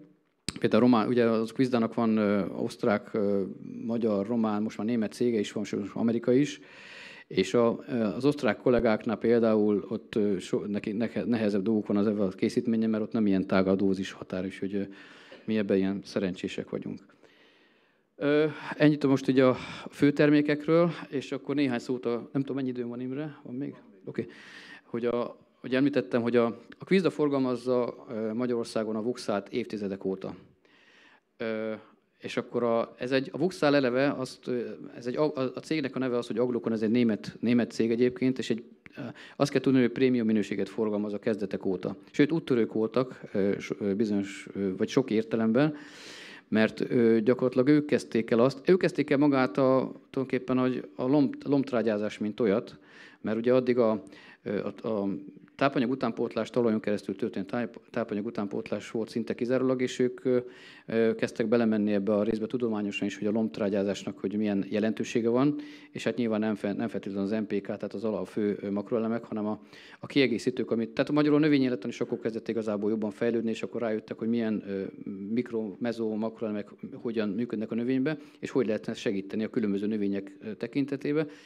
És gyakorlatilag erre ráálltak, ez volt az egyik, maga az ötlet. A másik, hogy amikor rájöttek arra, hogy ugye oldalt lombtrágyát azt azért lehet csinálni, és van is annyi a piacon, hogy meg se lehet számolni, mint égen a csillag. Viszont szuszpenziós lombtrágyából, szuszpenziós anyagból nem sok van. Alapvetően mi a Quizdánál ezt képviseljük, hogy ez egy prémium minőség, viszont ez egy kicsit unikális dolog. Tehát szuszpenziós műtrágyáról beszélünk, a szuszpenziós műtrágyá, lombtrágya, az pedig azt jelenti, hogy szuszpendálják gyakorlatilag azt a végterméket, ellentétben az oldatrágyákkal, erről van egy ábra is, ami ezt szemlélteti, csak mondjuk itt egy kicsit történelem, hogy esetleg a idősebb generáció talán még emlékszik ezekre a flakonokra, tehát azért ezek már nem mai dolgok. Tehát ezt szerettem volna megmutatni, hogy mi a lényege, hogy egy átlagos oldatlomtrágya, folyékony műtrágya az úgy néz ki, mint a baloldali. Tehát ugye van egy oldat, amiben van valamennyi hatóanyag, vagy éppen tápelemek, mikro-makro, mezőelemek, attól függ, mi jön. Viszont a Vuxál az attól más, hogy azt próbálták meg, arra jöttek rá, hogy ők nagyon be akarják koncentrálni. Tehát ha a lehető legjobban be akarják koncentrálni, adott térfogatba a lehető legtöbb tápanyagot akarják bevinni. Na most ez azért nem könnyű, mert hogyha ennek ugye vannak fizikai, kémiai korlátai is, tehát maga a formázás, meg a dolog, meg hogyha már túlmegyünk és túl nyomjuk, vagy túl telítjük a dolgot, akkor nehogy valami fitotoxikus dolog legyen, nehogy, tehát annak is van egy másik vége. És ezért azt találták ki, hogy megpróbálják azt a maximális térfogatot úgy megtölteni, hogy benne legyen sok anyag, tehát minél kevesebb anyaggal lehessen megvédeni, vagy nem megvédeni, hanem táplálni a növényeket, ugyanakkor ne legyen túl sok sem, és ez a szuszpenziós eljárás bizonyult megfelelőnek arra. Csak egy példa, hogy az igazán, tehát a heavy metal vuxálok, azok, a sűrűségük azok olyan 1,5 körül van. Tehát ugye hogyha azt mondjuk, hogy a víz az 1 körülbelül, akkor ez 1,5. Tehát ugye szoktam mondani, tehát hogyha alig akar kijönni a kannából, akkor remélhetőleg nem azért van, mert valami gyártási hiba van és valami probléma, hanem azért, mert ilyen sűrű az anyag, és ezért nagyon bele van passzírozva minden. Több pozitív tulajdonsága is van. Krisztina sokat beszélt a pH-nak a fontosságáról, a permetli pH-nak a fontosságáról. Például többek között a Vuxál szuszpenziós lombtrágyákban mindegyikben van egy olyan adjuváns, egy adalékanyag gyakorlatilag, ami a pH stabilizálás szolgálja. Ugye és a legtöbb Vuxál lombtrágya, most esetünkben a szőlőnél, az a gombölőszeres kezelésekkel megy ki, aminek az ideális pH tartomány, ez a 6-6,5 közötti pH tartomány. Tehát van ebben a Vuxálban van egy pH stabilizátor, ami behozza a pH-t 6-6,5 közé körülbelül.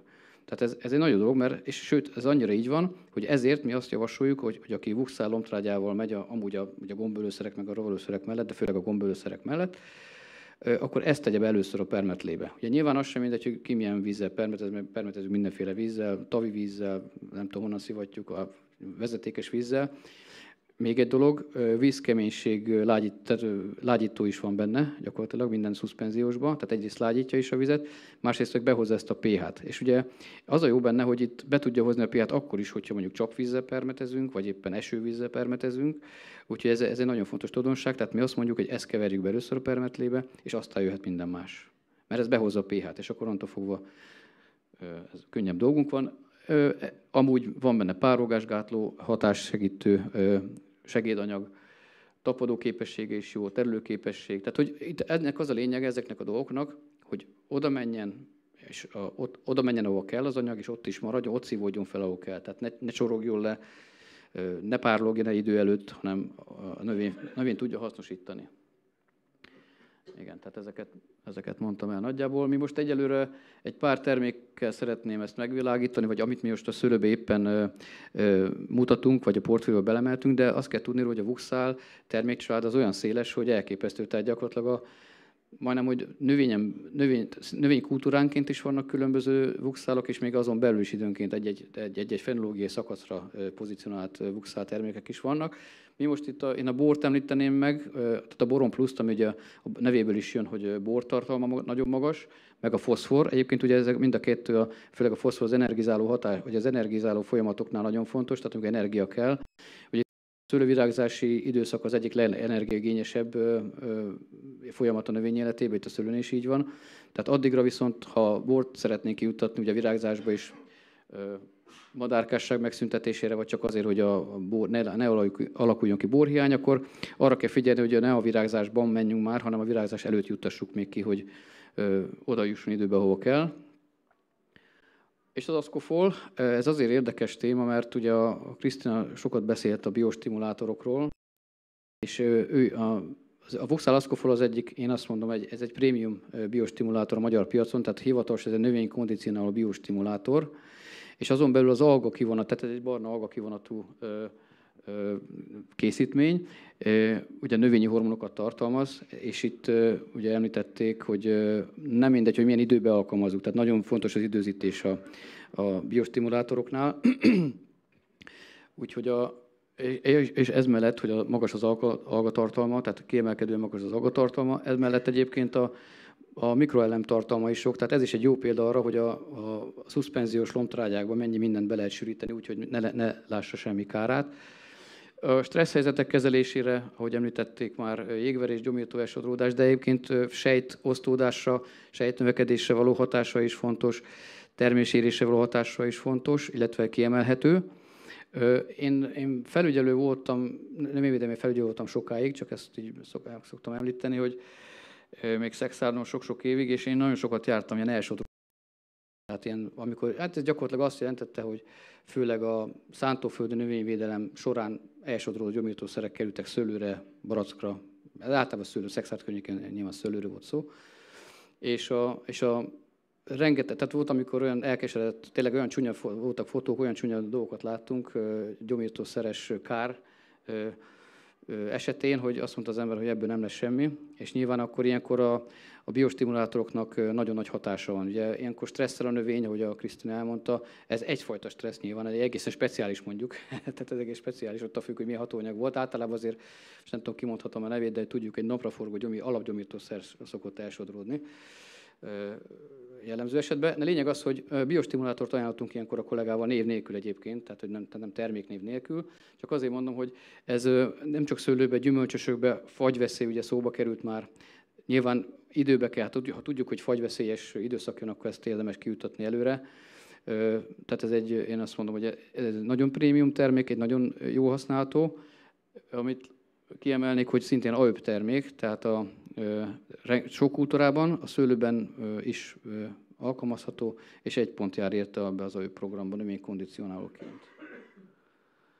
Aminokál, ugye, hogyha már bióról van szó, na most ő nem, tehát ő oldalt lombtrágya, ő nem szuszpenziós, az annyi a különbség. Még vissza egy picit az Ascofolra. Az Ascofol az nem bió, ez nem bió, viszont az volt. Tehát ez a termék, ez volt Magyarországon bió, és az, mert van benne valami, változtak a szabályok, ezért visszahozták. Csak úgy megjegyzem, hogy például az osztrákoknál nyugaton ez még bió, tehát az a bióba belefér. Csak azért mondom, hogy ez közel van a bióhoz, hogy megjegyezném, de nem az. Viszont az aminokál az, de ő nem szuszpenziós. Aminosavakban szintén szó volt az aminosavakról, Krisztina említette az aminosavakat. Őben aminosavak vannak, és szintén tápelemek is, tehát köztük kálcium, cink, mangán, aminokál, ugye azért a kálciumra utal a neve. Ő biotermék is és AÖP termék is, tehát választható mind a kettőbe. Nyilván oda ajánljuk, ahol a kálcium igazából szükséges, tehát amikor a kötődés utáni időszakra a bogyóhéj kialakulásához, bogyóhéj vastagításához tud hozzásegíteni. Ezt szintén a figyelmükbe ajánlom. És egy konvencionális, egy jól ismert dolog, kálium, és nem tudom, van olyan ügyfelem, aki pezsgő alapanyagot termelnek, és ő azt szokta mondani, hogy a káliumot felejtsük el, mert neki pont az a lényeg, hogy nem akar cukrot növelni, ugye, tehát cukornövelésről van szó. És mikor ez szóba került, akkor mondta, hogy lépjünk, mert akkor tehát ők nem akarnak. Tehát ez nagyon jó a kálium, ugye a cukornöveléshez, a fagyveszély, későbbi fagyveszélynek az elhárításához fontos, tehát a növényben. Ez egy nagyon magas káliumtartalmú vuxál szuszpenziós lombtrágya. Szüret előtti időszakban, aki szeretne cukrot növelni, annak tudjuk ajánlani. Mind a mellett ugye az előbb említett vuxál tulajdonságok is jellemzőek rá. Egy érdekes specialitás, ilyen másnak nem nagyon van a piacon Magyarországon, ez egy proszilikon nevező, szintén biokészítmény, szintén AÖP termék. Ez egy kálium-szilikát készítmény. Gyakorlatilag tehát tulajdonképpen nem is növényvédőszer, úgy kell elképzelni, hogy ez egy fizikai védelmet ad gyakorlatilag a növényeknek, illetve a termésnek, mint termésre javasoljuk egyébként használni. Az engedélyokorata is ezt mondja, ugye a virágzás kötődés utáni időszakban több alkalommal, különböző növényekre, tehát széles a felhasználás spektruma. Szőlőben mondjuk a vékonyhéjú fajtákra tudnám ajánlani, ahol esetleg olyan a veszély, hogy tehát bióba egyértelmű, nem nagyon van lehetőség, viszont ha szeretnék megvédeni, ugye főleg a vékonyféjű fajtákat több alkalommal kijuttatva segíthet abba, hogy ne repedjen ki, vagy később repedjen ki, vagy ne repedjen ki annyi bogyó, mint amennyi amúgy kirepedne, és ezért ez segítség tud lenni. Nekem van hagyományos bakművelési kadarkám otthon, mi használjuk, úgyhogy látjuk, hogy van hatása. Tehát nem csodaszer, viszont jó, és időben használva meg tudjuk védeni vele a vékonyabb héjú fajtákat, és fontos. Egyébként nem csak szőlőbe, megybe, cseresznyében nagyon szeretettel használják, mert ugye szintén nincs várakozási idő, vagy ha van, akkor egy nap, nem tudom. Mindenesetre a megy és cseresznye ültetvényesek, ugye amikor van az időszak, hogy már szedni kéne, de már semmit nem mernek használni a szermaradék miatt, akkor ez nagyon-nagyon hatásos tud lenni. És árba egyébként nagyon jó.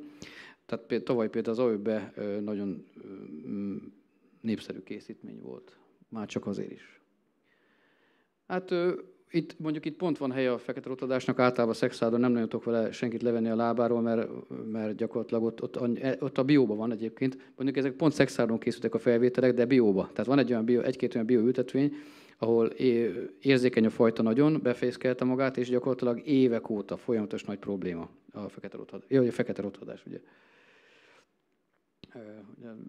Nekünk erre is van egy speciális termékünk. Hát itt csak mutatom, hogy megy végbe, de szerintem ez ismerős ez a dolog, hogy megy végbe maga a korfolyamat, látványos. Nekünk van egy spiroxamin difenokonazol hatóanyag párosunk erre, tehát Linkit névem, ami fekete rothadás és liszthalmot elleni készítmény, egyébként felszívódó. Nagyon érdekes, mert én ugye a fekete rothadás szegmensben szoktam ezt ismertetni, meg idevaló, mert a difenokonazol miatt egy nagyon hatékony dolog, de ugyanakkor liszthalmatra is nagyon jó hatása van, bármint a liszthalmat ellen is nagyon eredményes. Ez nem csak a mi kísérleteinkben, hanem a konkurens kísérletekben is nagyon jó szerepelt, és azért érdemes figyelni, és itt az Alföldön egyébként nagyon jó piaca van nekünk ennek, mert nagyon jó árérték arányban van. Csak úgy, tehát ezt úgy mondom, hogy aki ilyenben gondolkodik, akinek ilyen problémája van, annak ez segítség lehet a Linkit. Ja, és egy pillanatra a dózisáról. Ennek már az újfajta dózírozása van. Az azt jelenti, hogy nem azt mondja, hogy mit tudom én, 1 vagy 2 liter per hektár, hanem 10 000 négyzetméter levélfelületre számol. És akkor, illetve levélfelületre kell számolni, és akkor az ember attól függ, hogy ez azt jelenti, hogy milyen a sortávon, milyen a lombfal magasságom, megvan az, hogy körülbelül mekkora lombfal, és ahhoz képest adja meg a dózist. Mondjuk annyi van, hogy maximum fél liter per hektár, tehát azt meg nem lehet túllépni, hogyha valaki úgy szeretné maximális dózist használni. Úgyhogy ugye ennek az engedélyokiratában már így van a dózis. Botrefin, a Krisztina a biobotritis elleni védelméről pár szót szólt. Ez nem, ez egy konvencionális termék, viszont szintén a két hatóanyag, az egyik felszívódó, a másik meg kontakt, szintén egy nagyon hatékony készítmény. Én azt mondom, hogy ugye látszik, hogy itt érdekes a dózírozás szintén, mert teljes felületre írja 0,8-1 kg per hektárt. Ebbe a dózisba is vízmennyiségnél gyakorlatilag egy kicsit így árba szerintem erős, és ezért mi inkább azt javasoljuk, hogy a fürdőzóna kezelést javasoljuk, hogyha tényleg baj van. Tehát ez egy olyan készítmény, amit akkor érdemes, hogyha tényleg baj van, vagy úgy látszik, hogy baj lesz, tehát nyilván annak vannak azért előjelei, főleg a születi időszak előtt, vagy akár a fürdzáródás előtti időszakban. Természetesen lehet használni virágzásban is. Ugye azt általában úgy szokták pozícionálni a cégek, hogy virágzásba jöhet a fürdbotritis, és aztán a fürdzáródáskor, még mielőtt bezáródik, akkor érdemes neki adni. Ez így is van, tehát mi is oda pozícionáljuk, de ugye, hogyha akár későbbi időszakban, vagy későbbi fajtánál, mondjuk Cabernicnél, Merlotnál úgy van, akkor nyilván lehet használni. És hát a két hatóanyaga miatt nagyon hatékony, és ebből a fél kilóval és csökkentett vízmennyiséggel tud igazán jó hatékony eredményt adni, ami azt jelenti, hogy gyakorlatilag fürdőzónát kell csak kezelni. Ez a hátránya. Moly, kártétel, a legfontosabb rovarkártétel a szőlőbe. Itt szintén nagyobb probléma szerintem az Alföldön, mint például nálunk, Szexárd környékén, vagy tradicionálisan nekünk kevesebb a problémánk vele, hál' Istennek, de ugye akár följebb megyünk már a Balaton déli részére, vagy följebb Mór, Neszmé, meg az északi borvidékeken, főleg Eger, Mátra, ott nagy probléma szokott lenni. Lényeg az, hogy ide most már egyre több készítményünk van. Van ez a Corprima, ez egy klór-antranilprol hatóanyagú készítmény, tehát ez konvencionális, viszont most nem mennék bele a biológiába, mert annyi időnk már nincsen, csak néhány szót róla, hogy köteles. Azt jelenti, hogy nappal bármikor lehet permetezni, tehát nincs ilyen korlátozás. Szelektív kímél ragadozó atkákat, és úgy, hogy ez egy konvencionális szer, még egyszer mondom. És ez nem csak, mi erre kíváncsiak voltunk, amikor ezt a terméket beemeltük a portfólióba, ez tényleg így van, és a Szabó Árpád segítségével csináltunk több éves kísérletsorozatot. Nem tudom, ismerős a neve, hogy elég elismert szaktekintély, és ezek, amit ott felírtunk, ez mind adatokkal is alá van támasztva, tehát mind a hatékonyságban, mind pedig a ragadozó atkák kimérésében tényleg nagyon jól működött, úgyhogy ezt is szívesen ajánljuk. Hátránya, hogy egyszer lehet egy szezonban használni, tehát nagyon meg kell gondolni, mikor használja az ember, és nem a legolcsóbb készítmény, viszont nagyon hatékony. Lárvák ellen hat, tehát az L1-L2 a leginkább legfogékonyabb célközönsége, tehát azt kell eltalálni, mikor L1-L2 lárva, vagy szexferomoncsapdás előrejelzést igényel ez, vagy hőösszegszámításos, most már az is egyre inkább elterjedt a hőösszegszámításos, úgyhogy ezt mindenképpen jó időzíteni, hogy hatékonyak legyünk vele. És ez konkrétan ez a termék, ez pont inkább a savasabb pH-t kedveli, úgyhogy most eszembe jutott, hogy inkább ugye a rovarőszerek által kicsit inkább a savasabb pH-t kedvelik. Tehát úgy kell használni, akkor hatékonyabb. Másik a Lepinox Plus, ő szintén egy biotermék, 2 AÖ pontos, mert ez biológiai ágens is, tehát ez már 2 pontot jelent az AÖ-be. Ez egy Bacillus thuringiensis törzs, amiről szó van. Szintén L1-L2 lárvák ellen kell bevetni, ami azt jelenti, hogy ugyanaz, mint a korprimánál, tehát pontos előrejelzés kell, pontos kijuttatás kell, jó léfedettség kell, hogy hatást érjünk el vele, és egyébként szintén benn volt a hatékonyság kísérletekben együtt a korprimával, és meglepően jó szerepel, tehát én azért merem mondani, mert ugye én alapvetően azért konvencionális közegből jövök, édesapám is növényvédős volt is, tehát meglepően jó szerepelt ez a bioszer a sorban. Nyilván nincsen élelmezési várakozási idő, nincs, itt 3-szor is lehet használni egy évben, tehát több bevethetőségi lehetősége van. A gyomírtásról, ami speciális igazából a Quizda kínálatában, az a csikara. A glifozát az ugye az egy viszonylag ismert dolog. Nekünk most éppen a Boom Effect van a portfólióban, ide a szőlőbe pozícionálva. A csikarát említeném, mert az egyik leghosszabb hatástartamú készítmény, viszonylag unikális. Tehát egyrészt a hatásspektruma is, meg a hatástartama is ugye elég unikális, nem nagyon van ilyen, van egy-két termék még a magyar piacon. Ez sem egy olcsó termék, viszont ha jó időzítve és jól használva, és nem önmagában ajánljuk egyébként, hanem Boom Effect-tel, tehát itt van a maga az ajánlat, vagy éppen egy glifozáttal, tehát remélhetőleg ugye ez Quizda, akkor így, és jó időzítéssel, akkor egy több hónapos gyommentességet is tudunk tartani vele, jó használattal. Egy-két visszaugranék, mert egy-két speciális dolog, amit érdemes kiemelni. 2 éves, 4 idősebb szőlőben ezt is csak egyszer lehet használni. Arra figyeljünk, hogy 75 napos a várakozás ideje, tehát hogyha esetleg valaki használja és később használja netán. Mert régebben az volt, hogy csak rügyfakadás környékén, ami egyébként logikus dolog, de nem szorítja le ennyire az engedélyokirat. Tehát arra kell figyelni, hogyha ezt valaki használja, és akkor 75 napot az be kell tartani, ez nem kevés azért. Jó. A tartalomhatás, van egy negatívum azért, az mindenképpen van, hogy a spektruma a Solanum nigrum nem terjed ki. Ez már történelmileg is így van. Ez a fekete epszőlő, ez azt jelenti, hogy ha valaki használ egy pár évig, akkor valószínűleg ezt a növényt ki fogja tudni vele, tehát föl fog szaporodni ez a gyomnövény, és akkor mást kell bevetni, ott valami más készítményt, tehát időnként rotálni kell és cserélni kell, de ez egy pár éves folyamat szokott lenni. És hát ugye, ami terjed manapság a betyárkóró, tehát a betyárkóró is most már vannak olyan törzsei, ami ellen kevésbé hatékony, de ott már lassan a glifozátnak is majd beletörik a foga, de ez egy másik kérdés, és gyakorlatilag ez az ajánlatunk erre a gyomírtási szegmensre. És akkor én elértem a végére, köszönöm szépen, nem tudom, elég volt, vagy nem volt túl sok, vagy remélem, hogy tudtam valamit segíteni. Azt szeretném mondani, hogy találnak kint szőlőprospektusokat, meg egy-két dolgot hoztam. Ja, persze, hogyha van kérdés, akkor nagyon szívesen. Jó. Nincs. Köszönjük szépen Neiner Jánosnak az előadását. Következő előadónk Malagrove Kft-től Pesznyik Béla. Tisztelettel köszöntök mindenkit, Pesznyik Béla vagyok, a Malagrove Kft. Csongrád és Bács-Kiskun megyei képviselője. Gyakorlati dolgokat fogok mondani, nem szeretném senkit untatni a latin szavakkal, meg latin mondatokkal. Az első és legfontosabb, amit kiemelnék, ez a jövedelmező. Erről már szerintem mondtam pár dolgot, tehát sokféle termék van, sokféle technológia van, de ezt górra játsszák. Ez matematika, ez közgazdaságtan, tehát hogyha nem jön ki a végén a matematika, akkor nem működik a történet, tehát így kalkuláljuk ezt az egészet. És hát ugye itt a realitás, nagyon sok olyan befolyásoló tényező van, ami miatt azt mondhatjuk jelenleg is, hogy a szőlő termesztés, akár Soltvatkerten, akár a kunsági borvidéken azért elég sok kérdést vet föl, maradjunk ennyibe. Nem a legjövedelmezőbb növénytermesztési kultúrák között van, de most, hogy így alakult a szántóföldi növénytermesztés, egyáltalán jobb, mint hogyha mondjuk kukoricát vetnénk.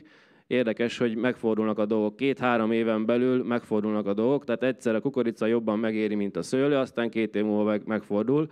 Ez azért jó, mert legalább abszolút nem lehet semmivel kalkulálni, 1 évre se előre. Tehát ez a jelenlegi magyar mezőgazdasági gyakorlat. Ugye felvásárlási árak, szerintem erről sokat nem kell mondani. A képviselő úr tavaly előtt is beszélt szerintem erről, tehát ez örök probléma. Talán az idén egy kicsit, vagy 23-ban jobb volt a helyzet, meg a termésmennyiség is, de attól függetlenül a problémák azok továbbra is úgy gondolom, hogy adottak. Piaci igények, ugye ez is egy érdekes dolog, hogy ebből a szőlőből, sokan elfelejtik, hogy ebből a szőlőből, amit mi megtermelünk, ebből nem egy hétköznapi fogyasztási cikk keletkezik, tehát ezt úgymond luxus kategóriába lehet sorolni, tehát először mondjuk az emberek azok kenyeret, sárgarépát, meg burgonyát fognak enni, nem feltétlen bort fognak inni, és a magyar ember sajnos egyébként se fogyaszt túl sok bort, ez miatt ugye ez a szegmens, ez sajnos folyamatosan zsugorodik, tehát erre a szőlőre, amit mi termelünk, sajnos nem olyan mértékben van igény, mint amilyen mértékben kellene, hogy legyen igény. Nem tudom, szerintem mindenki érti, hogy miről van szó. És akkor még ott van mellette egy jogi környezet, egy bürokratikus rendszer. Ugye azt szokták mondani, hogy azon vannak, hogy csökkentsék a bürokráciát, ehhez képest azt tapasztaljuk, hogy egyre több a bürokrácia, tehát ebbe a rendszerbe kell dolgozni és gazdálkodni. Nagyon összetett a mezőgazdaság, minden egyes növénynek a termesztése nagyjából ezen áll össze: agrotechnika, növényvédelem, tápanyagpótlás, élettani támogatás. Hogyha ezek mind stimmelnek, akkor van rá esélyünk, hogy jövedelmező módon tudjuk a szőlőtermesztést vagy gyümölcstermesztést művelni. Én a növényvédelemről, tápanyagutánpótlásról, meg az élettani támogatásról szeretnék pár dolgot mondani. Talajuntság kérdéskörének kapcsán szerintem a Mycoszol PTC-t nagyon sokan ismerik. Annyira hívnám fel a figyelmet, hogy ugye az újratelepítési pályázatok, vagy az új ültetvények telepítési pályázatai most vannak beadva. Egy részét már ugye el is bírálták. Hallok olyanokat is egyébként, akiket el is utasítottak ilyen szőlő, oszlop, centiméter átmérő kifogással, meg ilyesmivel, tehát vannak problémák ebbe a dologba, ahogy hallom. Minden esetre, hogyha szeretnénk szőlőhelyére szőlőt telepíteni, és rengeteg szármaradványunk van az előző ültetvényből, vagy esetleg betegséget hordozó szármaradvány, akkor ez egy jól bevált termék a piacon, több mint 10 éve itt van. Soltvatkerten is elég sok szőlő el lett telepítve ezzel az anyaggal. Baktériumokat, gombákat tartalmaz. Én nem kezdem el sorolni, mert a kolléganő körülbelül 10 percen keresztül ezt a szegmenst ecsetelte önöknek. Egy a lényeg, a dózisa az mondjuk fa telepítéskor, vagy csemete telepítéskor 5-10 deka per ültetőgödör, szőlő esetén pedig 150-200 kg hektáronként. Nyilván ne a rigol ekével szántsuk le 60 cm mélyre, hanem az ekézés tetejére szórjuk rá, kombinátorozzuk be, és utána telepítsünk, vagy hogyha a fiatal ültetvényünk van, akkor sorcsíkra szórva, vagy teljes felületre betárcsázva jól működik a dolog. Szamócában csepegtetik is a terméket, tehát egy 5-10 milli eső után teljesen feloldódik, úgyhogy ettől nem kell tartani. Így néz ki a termék. 600 kilós big bagben elérhető jelenleg itt Soltvatkerten is. A másik szakállas termék, ugye 25 éves a Malagrove Kft. Az idei évben Magyarországon, most volt az idei jubileum. A Radifarm volt az első termék, a gyökeresztető. Ilyenkor ugye égnek a telefonok, egy héten 3 vagy 4 telefont, vagy egy nap 3 vagy 4 telefont biztos, hogy kapok, hogy milyen dózisba kellene bemártani a szőlő oltványt, hogy rendben legyen. Ugye 0,8%-os oldatba, tehát röviden tömören 100 literben 8 deci, és 12 óráig kell benne tartani. Mindenki meg szokta kérdezni, hogy mi van, hogyha 24 óráig van benne, semmi probléma nincsen. És a harmadik kérdés, hogy utána kiöntözhetem-e mikor iszapoljuk úgymond a szőlőt, akkor arra is az a válaszom, hogy nyugodtan, semmi probléma nem lesz belőle. Ha rámegy a vesszőre, abból se lesz semmi probléma, tehát nyugodtan ezt így lehet csinálni. Makro és mezoelemek, tápanyag utánpótlás, klasszikus kérdés, és mindig el kell mondanom, és azt látom, lehet, hogy egyszerű leszek, hogy nagyon nagy homály van még mindig a fejekbe a tápanyag utánpótlás tekintetében.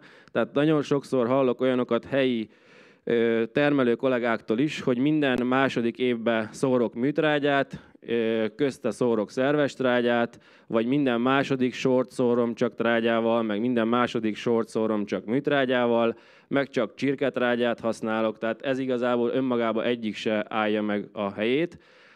Nagyon fontos, és szerintem ez legyen egy olyan mondat, amit hazavisznek, hogy a szőlőnek, mint minden növénynek megvan a fajlagos tápanyag igénye, hektárra vetítve, ami azt jelenti, hogy azt minden évben ki kell rakni, mert a terméssel elvittük a területről. Rossz esetben a vesszővel is elvittük a területről, hogyha összebálázzuk és otthon eltüzeljük, hogyha szétszecskázzuk a területen, akkor az ott marad. Ezekkel a hatóanyag mennyiségekkel kell számolni, ugye egyértelmű, hogy nitrogénigényes, még inkább káliumigényes, és ugye ez a 100 kg kálium hatóanyag, hogy röviden, tömören mondjam, mondjuk egy 2,5 mázsa patent kálinak felel meg. Van, aki ezt is kispórolja a szőlőültetvényből, még homoktalajon is, nem biztos, hogy hosszú távon egy jó stratégia, és ehelyett mondjuk kirak egy 1,5 tonna csirketrágyát, amiben töredéke hatóanyag van, tehát ezekkel a dolgokkal próbáljunk kalkulálni. Oké, hogy sokba kerül a tápanyag, de az még többbe kerül, hogyha nem terem a szőlő. És nagyon magas mikroelemigénye is van, de önmagában arra koncentrálja mindenki, hogy a nitrogént és a káliumot és a magnéziumot mondjuk egy olyan fajta esetében, mint az aletta, ami meg tudja magát szórni szüret előtt akár 2-3 nappal is, vagy elindul a kombány, és mondjuk 5 méterre vagy 10 méterre arrébb is hullik le a szőlő. A magnéziumnak óriási szerepe van, tehát majdnem oda tenném a nitrogén meg a kálium mellé. Egy-két hiánytünet, itt talán a vashiányt emelném ki, meg a magnézium hiányt. Ugye ez a vashiány tünet az inkább ilyen kötöttebb részeken, vagy ilyen semjékbe lehúzódó, levegőtlen talaj esetén jelenik meg. Ezek a tünetek szoktak jelentkezni, ezek nagyon markáns tünetek, ilyen erős káliumhiány vagy magnéziumhiány azért viszonylag ritkán jelentkezik. Lombtrágyázás jelentőségét én átlépem. Annyit mondanék, hogy nekünk van egy Plantafol termékcsaládunk, hogyha makroelem utánpótlásba gondolkodnak, akkor különböző összetételekben régóta itt van a piacon.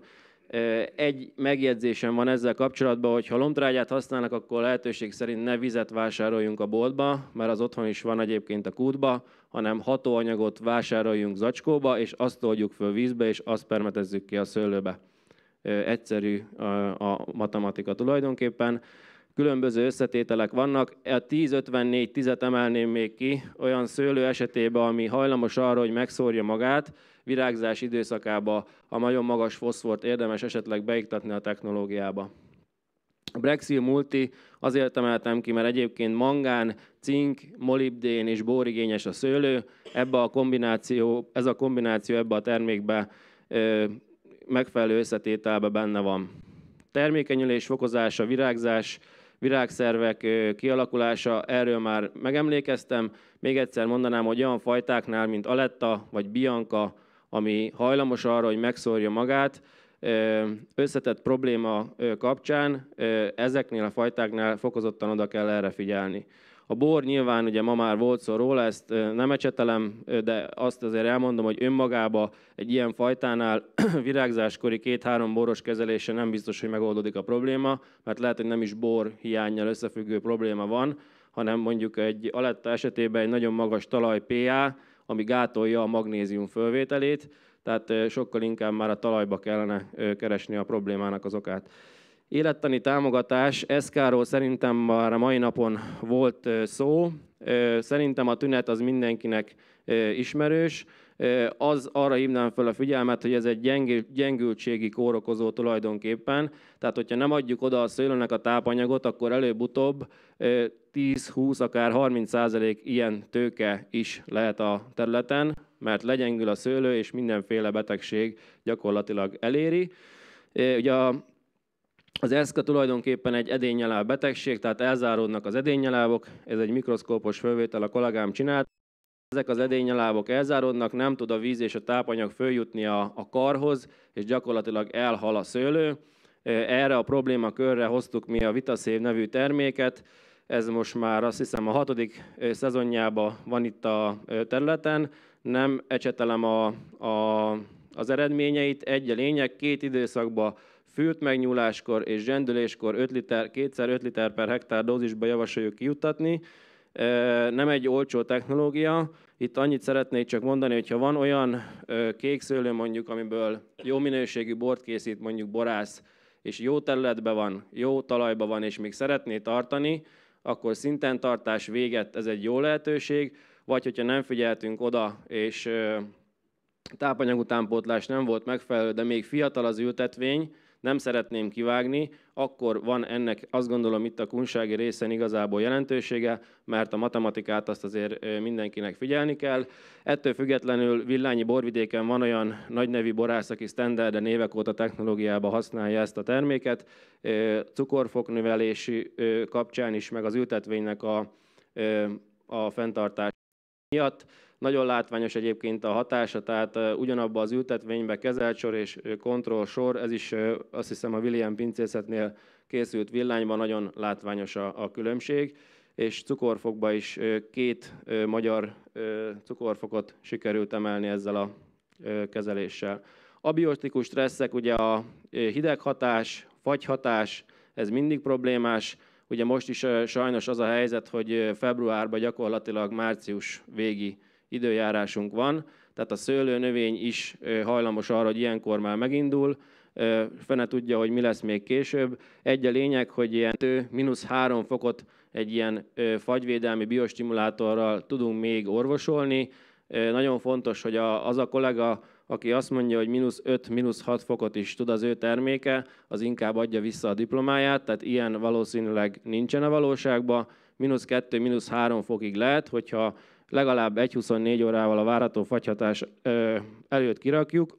Ez egyébként szerintem egy 4 vagy 5 éves kép, mert hála Istennek mostanában ilyeneket nem nagyon lehetett fényképezni, de sajnos emlékezzünk vissza, hogy volt azért ilyen is. Tehát nyilván ilyen -7 foknál már igazából imádság templomba járás, ami esetleg segíthet. Jégverés az már annál inkább volt, sajnos soltvatkertet azt elég rendesen telibe szokta kapni, és kalocsa fel a jég. Tehát ha van való jégverés, akkor soltvatkerten biztos. Szerintem 23-ban is volt 2, ha jól emlékszem, 2 durva jégverés. Gyors regenerációra, hő stresszre, UV stresszre javasoljuk a Megafol nevű terméket, 2-3 liter per hektár dózisba, szakállas termék, jelenleg is a piacvezető biostimulátor Magyarországon. Ha bármi probléma van, akkor ez a termék itt van jelenleg is.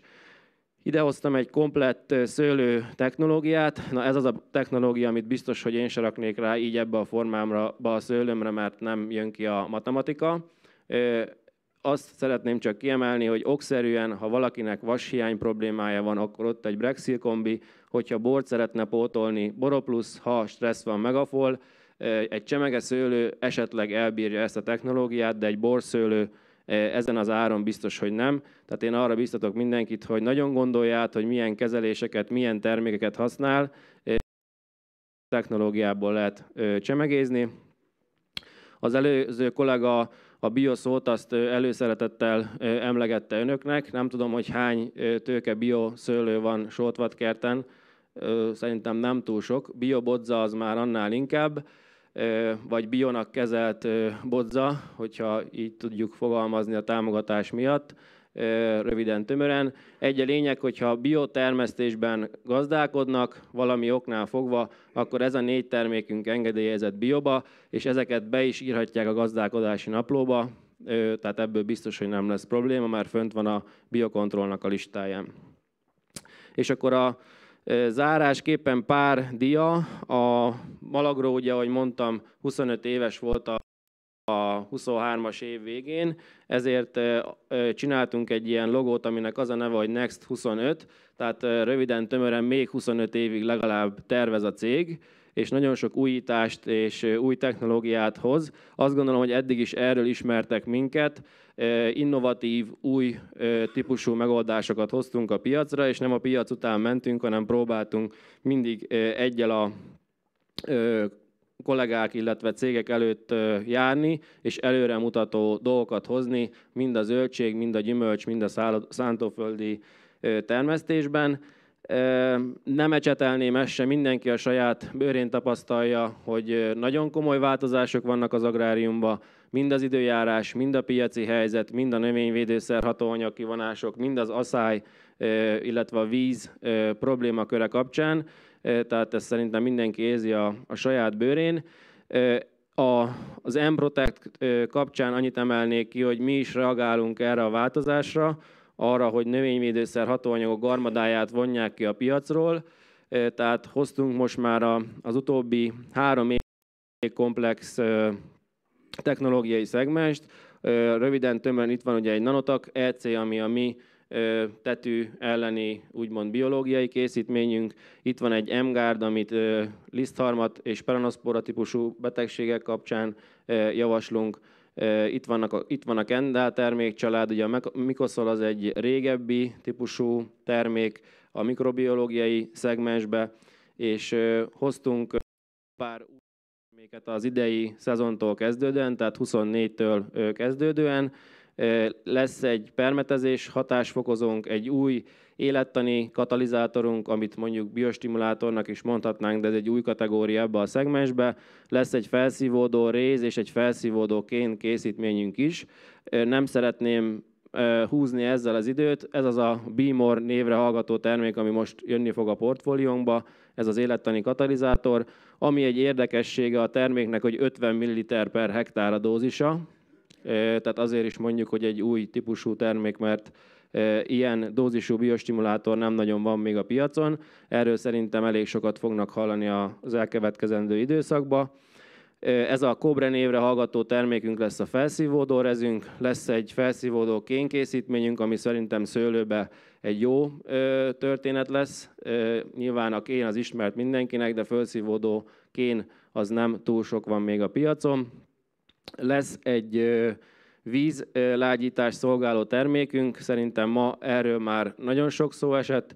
Itt a terméknek a nevét mondanám, ez egy Spray Plus névre hallgat. Egy dolgot talán azért kiemelnék, és ennek a képnek kapcsán mondanám el, hogy egyre több problémát hallok gazdaboltos kollégáktól is, hogy azzal mennek, hogy nem úgy hatnak a növényvédőszerek, ahogy régen hatottak.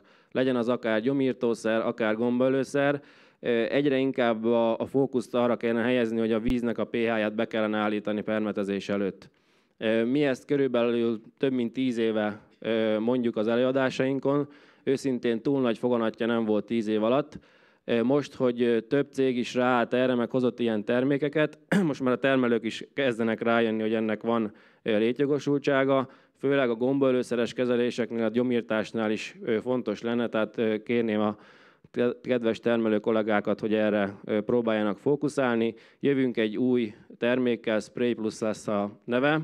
Én próbáltam rövid és gyors lenni, és a többi kollégának az időhúzását egy kicsit kompenzálni. Remélem, hogy nem voltam túl hosszú. Köszönöm szépen a figyelmet, és nagyon eredményes 24-es évet kívánok mindenkinek.